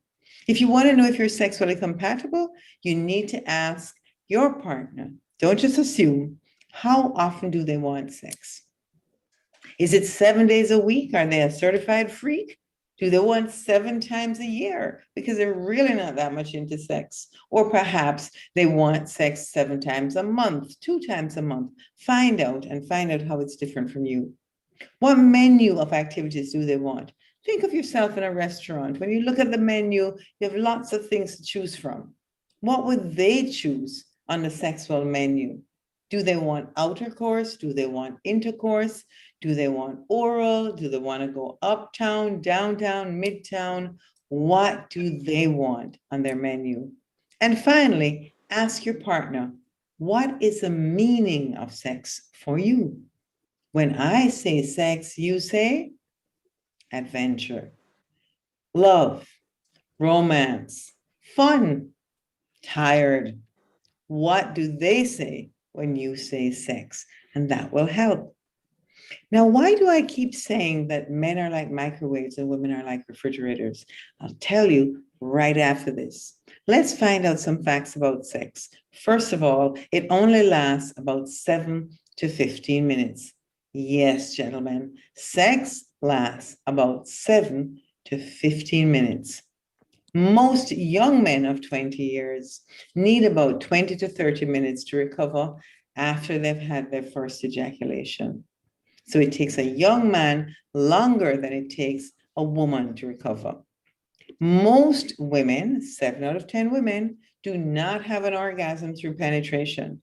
They're going to need some other stimulation, oral stimulation, whether manually or orally.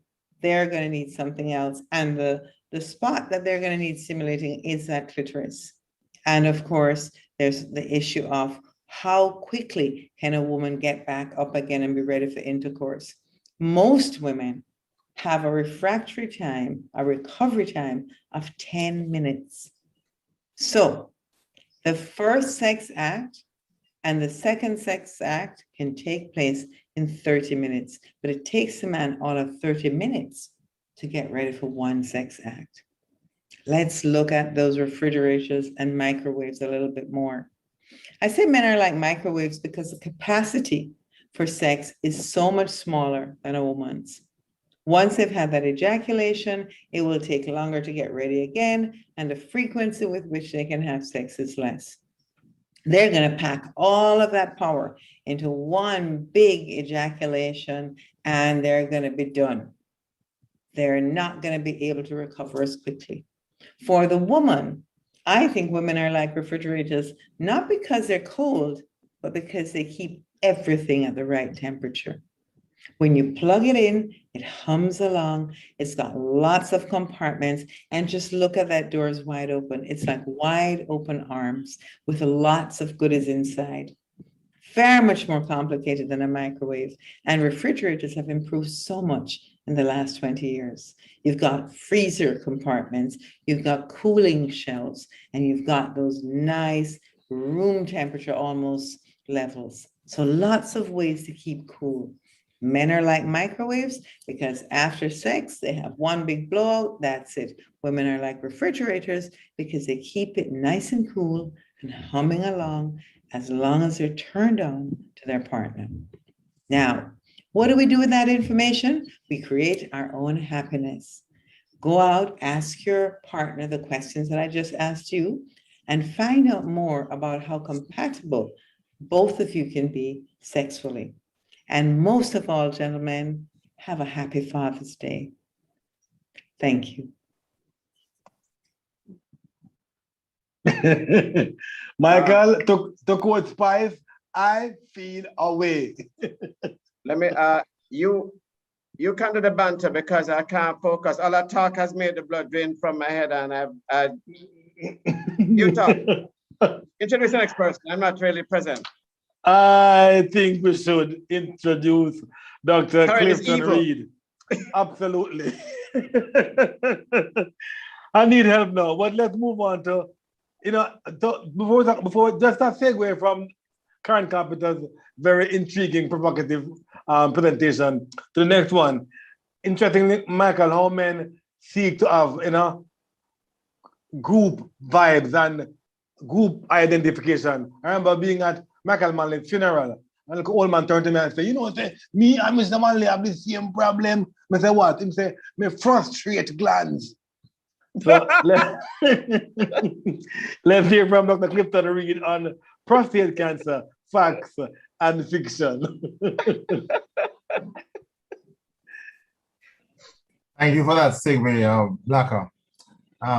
Thank you to Michael, and thanks to Dr. Herbert Gale and his team for this invitation that allows me to participate in such an important celebration and milestone. 30 years was just so much. I was blown away by the accomplishments, and just congratulations all around. And also thanks to my fellow presenters for the education that this journey has been. It has been absolutely wonderful. Thank you very much. Now, after coming from a topic of sexual compatibility and microwave and refrigerator, it's interesting that my topic is about prostate cancer, myths and truth.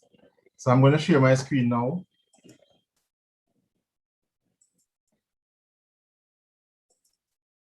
And slideshow.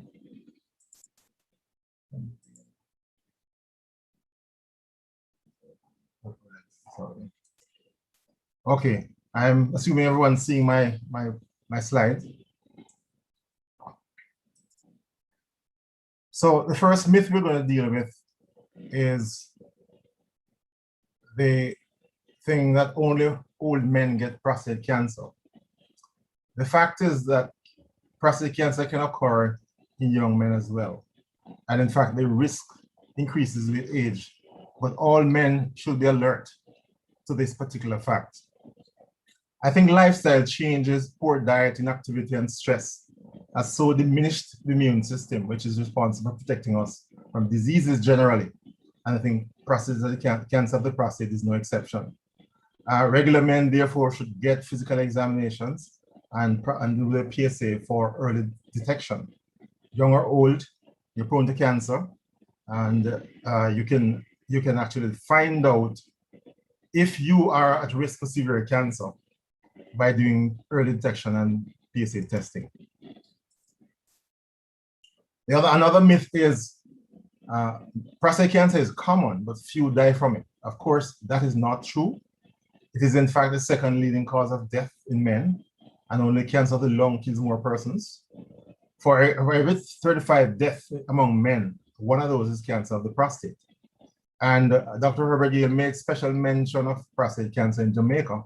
And I think some years ago, there was a study that showed that the incidence of prostate cancer was highest in Kingston, Jamaica.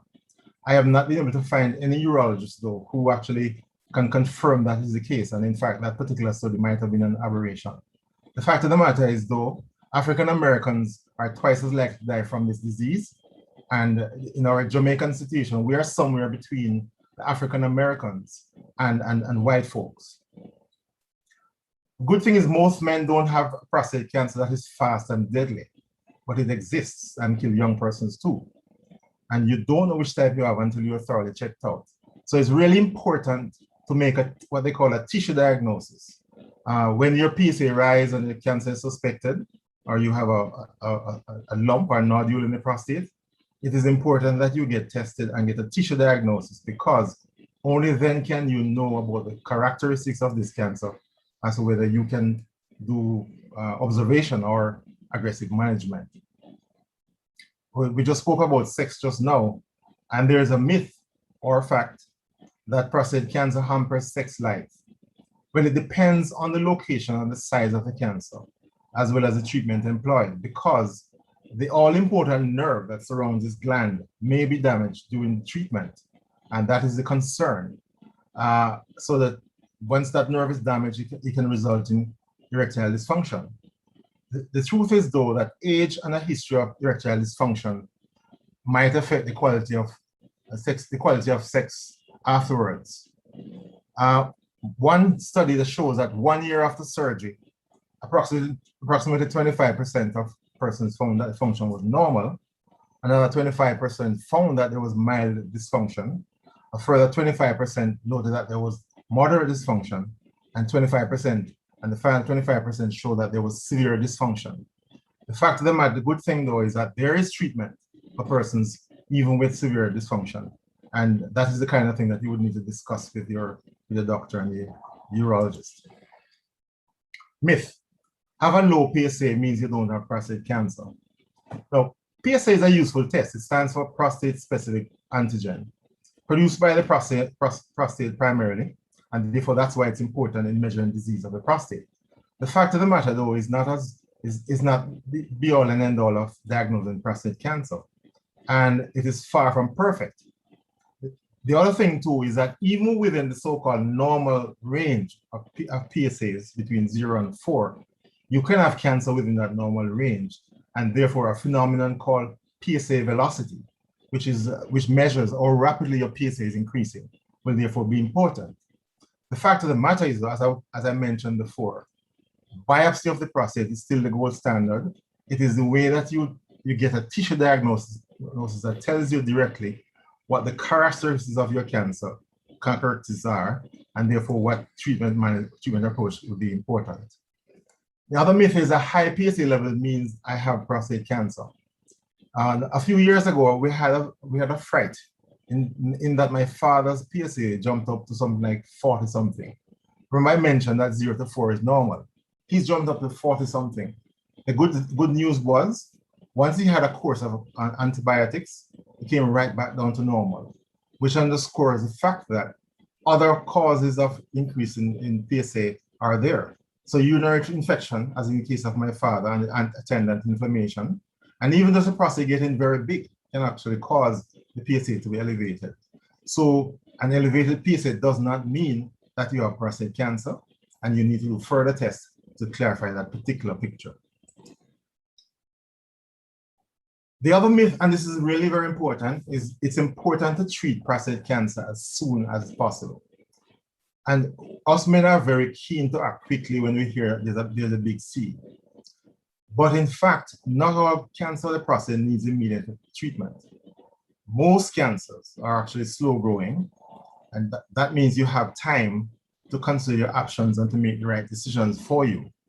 Of course, as I mentioned before, you will not know about your particular cancer unless you get the necessary biopsies, and that will then tell you whether you can do what is called watchful waiting, which is where you leave the cancer alone, but you continue to monitor such things as a PSA, and based on whether it is staying docile, so the PSA is not changing very significantly, or the PSA starts to rise rapidly, indicating that the cancer is breaking out and may in fact need urgent treatment, so-called watchful waiting or active surveillance. So not all cancer, prostate cancer, requires urgent and immediate treatment. And that's a very important point to make, because if a man would die from something else, old age, heart attack, something else in his 80s or 90s, and his cancer would not have bothered him, you do not want to have to be treating that particular cancer, but it's going to mean the side effects of medication, side effects of surgery, and so on. So it's an extremely important concept to be cognizant of, that if you're diagnosed with cancer of the prostate, it's not the end of life. And in fact, you can be left alone with the prostate cancer and enjoy ripe old age. And so those are my slides. I hope I've been able to shed some light on prostate cancer and clarify some concerns that others may have, to reinforce the knowledge you may already have, and to provide some new information for you. Again, thanks for the invitation to participate in this meaningful way, and to wish all men who are fathers happy Father's Day tomorrow.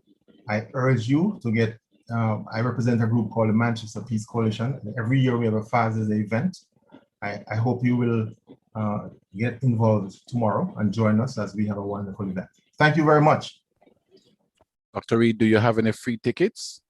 I have free tickets to give away. And in fact, this virtual space has created opportunities, although it has posed some challenges. The fact of the matter is I can get them to you virtually, Herbert, by just copying them and send the numbers to you, because you in fact only need the numbers to register. So you can feel free to go away and go on and give away some tickets, and I will get them to you so you can pass them on to the relevant persons. Thank you. All right, thank you very much, Dr. Reed. Blacker. Yeah, After Karen Carpenter's talk, that talk just brought me right back to reality. It was a sobering.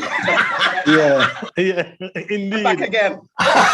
and I think the planners should be commended for how they have really wonderfully woven together this tapestry of valuable and valid positions that give us a high, then take us back to reality. Because certainly I am now back to reality, back to life indeed, with those sobering facts and myths that we need to really pay attention to. Wonderful. Thank you, sir. I'm going to get myself checked out. Thank you for reminding me that, daddy matters involved also. That is caring for themselves, because they cannot pour from an empty vessel. So need to stay healthy. Dr. Reed, thank you so much. Yeah. Not getting checked out. Dr. Jeffrey Walker is going to talk about mental health and young men like you and I. Yeah. Jamaica, like us. Yes, absolutely. Yeah, me? Yeah, right? Yeah, of course. Dr. Walcott. Dr. Jeffrey Walcott, mental health and young men in Jamaica.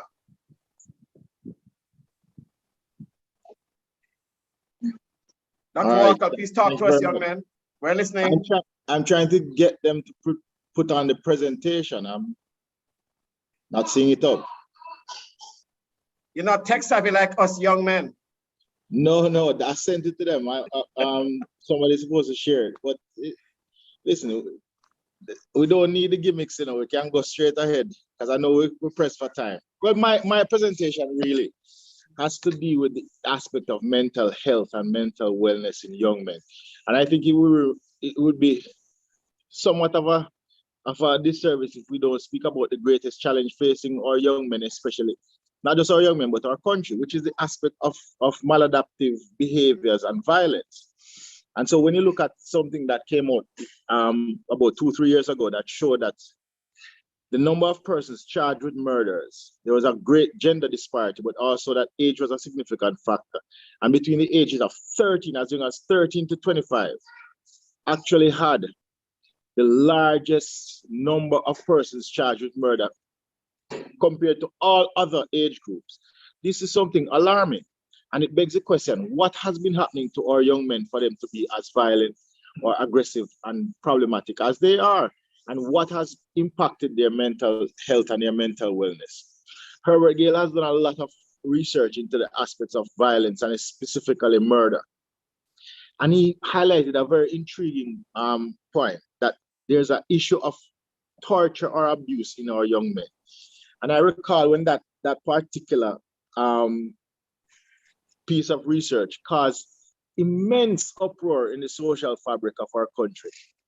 And the only other time that something caused that much uproar was when Freddie Hickling said to the Jamaican people that 40% of you are, in fact, mentally ill. And I think both times people were acting out of emotion and did not actually spend the time to understand what was being said. When Hickling highlighted the fact that personality disorder was prevalent in our country, most people did not understand personality disorder or what it meant. And that includes some of my colleagues. The fact is, personality disorder really speaks to, and I think it's best captured by a phrase from Philippe Pinel that says it's really moral insanity. And it's the moral insanity that permeates our culture that leads to the maladaptive behavioral patterns in our young men, and also leads to a state of mental unwellness that exists and that actually channels our behavioral pattern that we see. We're one of the most productive countries in the world. We have the top sprinters, top musicians, top creative artists. We have world philosophers, yet still our country is one of the leading murderous countries in the world to this day, and has maintained that pinnacle for over a decade or more. And so there is an issue and there's a problem. And the context of what has been happening, and I think one of the things that came out is the issue of how do we deal with our boys when it comes to a matter of psychological, emotional, and physical abuse. And that particular aspect of our culture and our society is what is at the ground, the framework of the behavioral issues and the mental issues that we see in our young men. And there is no particular mystery as to why this is so. Because if you think about the history of our country, it's built on moral insanity. It's built on the misconception and the perversion of the concept of discipline versus intimidation and violence. Because we often have that interplay where it is misconstrued. That discipline is often thought of as an intimidatory practice, and it's not. And even when you look at the newspaper headlines currently, as people discuss matters in our country, you realize that most Jamaicans focus on punitive rather than rehabilitative measures to discipline and correction in our society. And that translates in the home, and that has been translating to our young men for generations. And it has led to a state of emotional impaired, psychologically traumatized, and very behaviorally maladaptive young people, and especially young men in our country. And the question is, how do we address it? How do we move forward from it? In a paper with Hutchinson, when it comes to identity, the issues of identity and creating positive image, Hickling identified that it is the cultural expression that is most protective. The concept and the ownership of one's own form of expression, music, art, and religion, that has been and should be used as a vehicle of transformation within our society, because it provides safety, emotional safety, psychological safety, and it provides the tools needed to transform the mindset that exists within our population and within our people. And this is a very critical thing, because it's really identity transformation. It's not about intimidation or threats or transforming through rules and regulations. It's about how do you inculcate a positive identity that has been negated by years of abuse and trauma that is almost intergenerational. And Judith Herman pointed out this fact, especially when you have abusers that are close to the persons. There is a transposition within the abuser-victim relationship, where the victim, because the person is close to them, takes on a sense of an identity sense of being evil or wicked to preserve the primary relationship with the abuser, who is often their primary caregiver. And so for us to deal with these issues, for us to rectify these problems that permeate within our social fabric, within the minds and the emotional state of our young men, we have to be able to help them to transform their identity from one that is pathological and maladaptive to one that is productive and one that is engaging. And so that they can translate this to the next generation. They can become better parents, better fathers, better society members, better leaders. Because at the end of the day, we are leaders. Our country, as small as it is, has established for decades that we are world leaders in almost every aspect of life. Yeah, one of our national heroes said it best, that we have been able to translate that in our country, we see the black skin, because we are black people, as an image of greatness, of national greatness and global greatness. And we have to transform our way of thinking. So we project that philosophy onto our people and onto the rest of the world. I thank you very much. I know I'm the last presenter, so I feel like being one are born to kill, having to close out our show. It's very, very traumatic. All right, that's my 5 minutes. Doc, can you hear me? Yeah, I'm still here. Yeah, thank you very much for that presentation, man. I just love how you put that. You're speaking about kids being, these boys being emotionally impaired, psychologically traumatized, and maladaptive. It's a concern I have, because I think our boys, I remember in one of Herbert Gale's lectures to me in the Mona Prep parking lot or on the phone, he had shared some information from a study from Maureen Samsman about our boys, that our boys, we start meeting our boys at a younger age. We beat them than girls. We beat them for a longer period of time. We beat them more often, and we take them off the breast earlier. And I think we have to have a serious look at how we socialize our boys and putting all this focus on punitive rather than rehabilitative measures. Thank you very much. My pleasure. Well, so we started this thing, Herbert, with an overview of the history of Fathers Incorporated, shared by Herbert Gale. And then we looked at time use by fathers, the father-partner dynamics, violence in Jamaica and the absent father factor, mentoring boys from the Back to Life experience, the importance of fathers present in the girl's life at their children, boys who have sex before 16. I mean, if you look at the range, fathers coping with COVID-19, I mean, resilience by battered men, managing money, managing emotions, patriarchy versus partnership, sexual compatibility, prostate cancer, mental health. We went right around the world, literally, in the sphere of what the thing that men must encounter and men have to face and challenge and investigate. It's a wonderful circle to now end up back with Herbert Gale talking about jackets, child shifting, and the family court. All the aspects have just been so neatly woven together in this wonderful, engaging seminar, webinar, event, Father's Day 30 years, Father's Day tomorrow. Dr. Herbert Gale, jacket, child shifting, and the family court. Take us to court. Blessings, my brother. All right, so a lot of persons as we close are going to be shocked that what you consider the way you view jackets is really not as scientific as you think.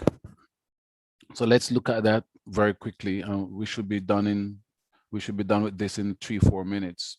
So how prevalent is paternity fraud or jackets? Most data we have are contextual. They're not full studies. And that's the first problem you need to focus on. When you hear numbers, you should question them. And most of the studies that we've seen have focused on working class situations or cases of doubt. So they are exaggerated and often used to attack our women. We do not support any form of bigotry or hate spreading at Fathers Inc. And therefore we want to present you with some scientific material. We have seen figures from contextual samples showing 35%, but these are samples of working class persons who in our study have shown is over 30%. So some of these make sense, but you must understand the context. We've also seen 70% that was around last year of those persons who suspect paternity fraud and then go to do the DNA. But that also means that 30% of the fathers who think they get a jacket are wrong. All right, different ways to look at data. What have we found in the preliminary, the 2020 preliminary from the male fertility study? We found around 19.8% or 20%, if you prefer, right? And what we found is that the more children a man has, is the more he's likely to get a jacket. So the larger the numbers, is the more one is likely not to be yours. The poorest men give the most, as the women are trying to find more stable fathers for the child. So in terms of the people in the poorest quintile, they are more likely the jacket giver than the jacket getter. All right. The men in the lower middle get the most jackets, right? Because they're better off, and the men at the top are very quickly going to do a DNA test. So they're not the best jacket getters. All right. So let's look at the two groups that don't get jacket the most. The poorest people, right? All right, are not likely to get jackets, and the richest people are not likely to get jackets. The ones in the middle, they are the ones who absorb the jackets in Jamaica. The other reason women give jacket, the biological father is too young. The biological father will not be accepted by her parents. She's already in a stable relationship that she cannot afford to lose. The biological father is powerful and needs to be protected from the scandal, or the biological father is too violent. All right. In all those contexts, jacket increases. Is jacket completely bad or a mixed bag? 1 out of 10 men, or 10%, who consider murder suicide, and therefore it's a major source of IPV. So 10% of all the murder suicides that we've dealt with, considerations, have to do with jacket. It's the third most vexing issue for men in relationships with women in terms of their doubt and suspicions and bad relationships. 55% of the children who are jackets feel mistreated compared to other children. Some are horror stories when father and his family suspect. Most persons who discover their jackets are devastated. But there's another side to jackets. 62% of children who get the wrong father got one that had greater resources. Shifted children through jackets in Guyana and Jamaica turn out better than those in sole parent households with more than 3 children. All right. So quite often using jackets as a child shifting method actually works. Women in various studies explain that giving jacket is worth the risk of violence and shame due to the immense benefits to both mother and child. How are jackets addressed in the family court? Almost 5,000 men are brought before the family court for child maintenance. About a third of these are jackets. The core reason for the lack of maintenance. The family court ensures that DNA tests are done, and we need to also point out that 67% of the men who discover that it's a jacket continue to take care of the child. The family court, we must say, has become a kinder space to men. Men have confessed in the last 5 years that the family court has become more family-centered than female-centered. What is my conclusion? Men should not use jacket as part of the public discourse against women, as the situation is not about blame casting. It is far more complicated and does require empathy on both sides. Our high proportion of jacket is an indicator of poverty and social instability. So we guarantee you that as the society develops, jackets will be less. In other words, 20 years ago, your parents' generation had more jackets than this generation. We can expect the proportion to fall as we become more developed. Due to the high degree of intimate partner violence associated, we beg of people to try and avoid these problems. We ask young people to begin to plan their families even before they start having sex. And I'm very serious. Begin to work out in your head how you're going to take care of children and the family before you get involved. We advise the government not to rush to make DNA testing at birth compulsory. We do not need to have more blood in Jamaica. What we need is a greater socio-development in terms of development, and a government that operates with the people to stabilize our economy and our social setting. God bless you all. And let me just say, and I'm very serious, for those of you who've discovered that you're a jacket, weigh carefully your next step. If you need help to deal with it, call us at Fathers Inc. This is goodbye from me. God bless you all. Take care of yourselves. Plan your families well. Love your families. take care of the people around you. Bye-bye.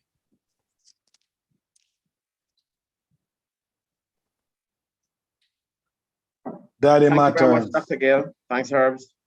We're supposed to have a response. Herbert, you're supposed to have this response to the 5 most pressing questions on YouTube. You're still going to have that? Out of time. Out of time. Yeah, I think we're But out we ran a of bit time. over, but we had a lot. Before I forget, there's another prize to give out. Yes. Longest relationship with a woman, Mr. Daniel Daly, 29 years. I hope I'm pronouncing your name correctly. D-A-N-U-L-E, Daly. Daniel, if you're listening or if anybody knows him, please call 876-379-0459. Sorry, 876. what's his name? Daniel Daly, D-A-N-U-L-E. Okay, Daly. thanks. So I couldn't qualify for 35. I didn't know you were still there, sir. You and Herbert have to discuss that one. Too close to home. 876-379-0459. So Blacker?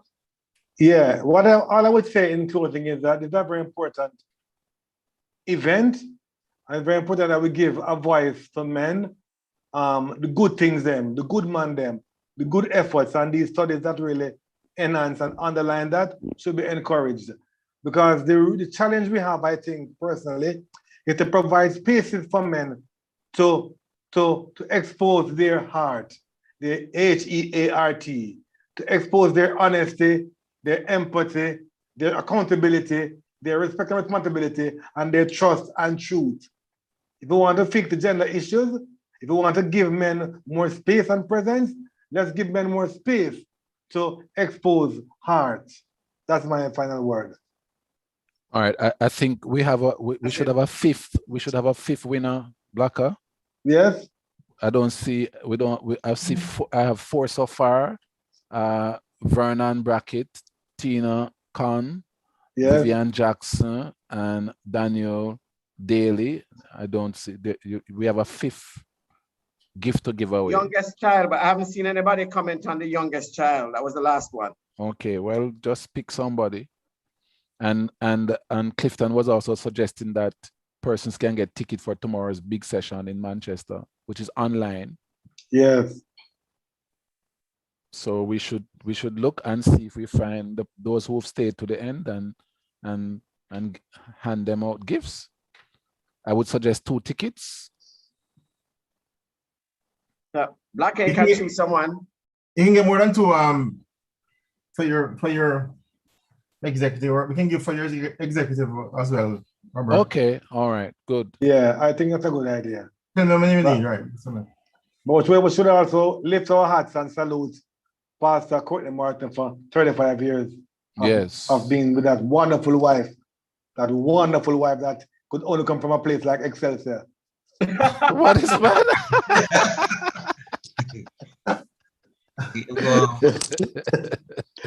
You can't argue with that. You sound like his champs. You think he's champs? Man from Kingston College. You can't argue with that in a pastor. But Dr. Herbert Gale, bless up. This was really wonderful. This is the first of the annual Father's Day event called Daddy Matters. We're going to try. Prophesy it will happen. We're going to try. It will happen. We're going to it try. will happen. All right. Yeah, Miss Lucy, every hole of sticker bush, every long road I've been, hot sun of shady tree, longest prayers of amen. Amen. Amen. All right. Amen. Amen. Take care, everybody. Blessings. Blessings. And remember, those persons can call me at 876-379-0459. Okay, call me so we can arrange to give you your gift. Take care, everybody. Thanks, Herbert, for inviting us, and thanks Herbert. everybody for joining. And I want us Herbert, to acknowledge. Sorry, Clifton, I think it's a matter of what you can afford, because I would definitely like to share tickets with, and I need to say this very Francesca and Joshua, right? Believe me, our technical team, there are persons behind the scenes who quite often you have persons who work and we don't realize that. So they are hidden behind this name, Faculty of Social Sciences. Believe me, it's been a lot of work, and I want to thank them from the bottom of my heart, and I will call them even afterwards and thank them again, right? Joshua Bell and Francesca Lloyd, right? God bless you guys, and thanks everybody for the hard work of putting this together. And yes, Blacka, we're gonna take you up on having an annual conference. It won't be like this. It will be simpler, but we'll see what happens next year. Take care, everybody. Thank you for having us, Dr. Herb. Thank you, guys. Happy Father's Day when it comes. And as we close, thanks again to our sponsors, Juicy Beef. We want to also give thanks to Pages in the Garden, and of course the Lobster Bowl. Thanks everybody. Them talk about good things, them would do. But you see when the child born, never take a bicycle ride gone. For me no see him again. Him know about school and all me teacher them. I say my respect goes out to the real father them. I see everything I did for me. One heap of thanks me give daddy. Yeah. My respect goes out to the real father them. I see everything I did for me. One heap of thanks me give daddy. And every Christmas and every birthday, still I get a gift when it's the worst day. I remember seeing pictures of my first day. I call me winner even when I'm not the first place. You teach me for count and it's easy for doubt. You believe in me, you really support. You tell me sky is the limit. You tell me reach for the clouds. I say my respect goes out to the real father them. I see everything I did for me. One heap of thanks me give daddy. Yeah. My respect goes out to the real father them. I see everything I did for me. One heap of thanks me give daddy. How the daughter for born, father quit. Years that she sick, now visit. Years after she get a scholarship. The thing you never know, I come at this. That's my girl, you're proud for say. The sound she stay, that was the only way. Life never sweet, like only from no hive. Enough no know how them youth survive. I say my respect goes out to the real father them. I see everything I did for me. One heap of thanks me give daddy. My respect goes out to the real father them. I see everything I did for me. One heap of thanks me give daddy. Before me creep and know for walk, teach me a few words and me no know for talk. Could I explain myself, me just know for ball. You live beside me throughout this all. So me have to salute your daddy. You show me what a father is. You never left when the belly of my mother big. Hey. Reaching out to all original daddy. Original father. Hey. What take a sperm donor? You wanna know soldier, how you feel be senior and not neglect your junior. Run when the pressure reach you, Jaja gonna beat you. That's why me have to big up myself, cause me a real father. Never love me son and don't neglect me daughter. Take care of me responsibility. Never neglect my bikini. You big up me man from him a real father. Never let him son and don't neglect him daughter. Take care of the responsibility. Never neglect them bikini. When you turn a daddy at the greatest joy. No matter if it is a girl or a boy. You have to take it serious and not die. You have to tough it up. All you need dirty rough. Rough man out the road we see a drive in a range. If them picnic get a plate of food that's strange. And I'll tell no lie. I feel like me I go dead anytime me daughter cry. That's why me have to big up myself, cause me a real father. Never love me son and don't neglect me daughter. Take care of me responsibility. Never neglect my dignity. You fit big up him man for me my real father. Never let him son and don't neglect him daughter. Take care of the responsibility. Never neglect them bikini. Me don't know where some man come from. God know me not understand how them live in a mansion and them pitney them live in a dumb plan. Mommy say she no see him. He must say I no feel him. Him say I no feel him. Dog, look how your son favor you. Look on the little girl. Treat the baby mother like she deserve the world. Big up all the real mothers out there. And every daddy feel so you don't play. Big up myself cause me a real father. Never love me son and don't neglect me daughter. Take care of me responsibility. Never neglect my bikini. You fit big up him man for me my real father. Never let him son and don't neglect him daughter. Take care of the responsibility. Never neglect them bikini.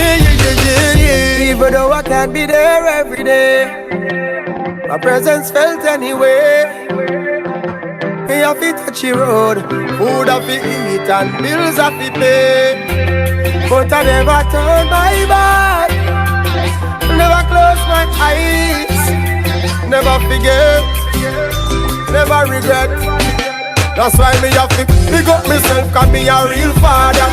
Never let me son and don't neglect me daughter. Take care of me responsibility. Never neglect my bikini. Big up him man for me my real father. Never let him son and don't neglect him daughter. Take care of the responsibility. Never neglect them bikini. Big up myself cause me a real father. Never let me son and don't neglect me daughter. Take care of me responsibility. Never neglect my bikini. Big up him man for me my real father. Never let him son and don't neglect him daughter. Take care of the responsibility.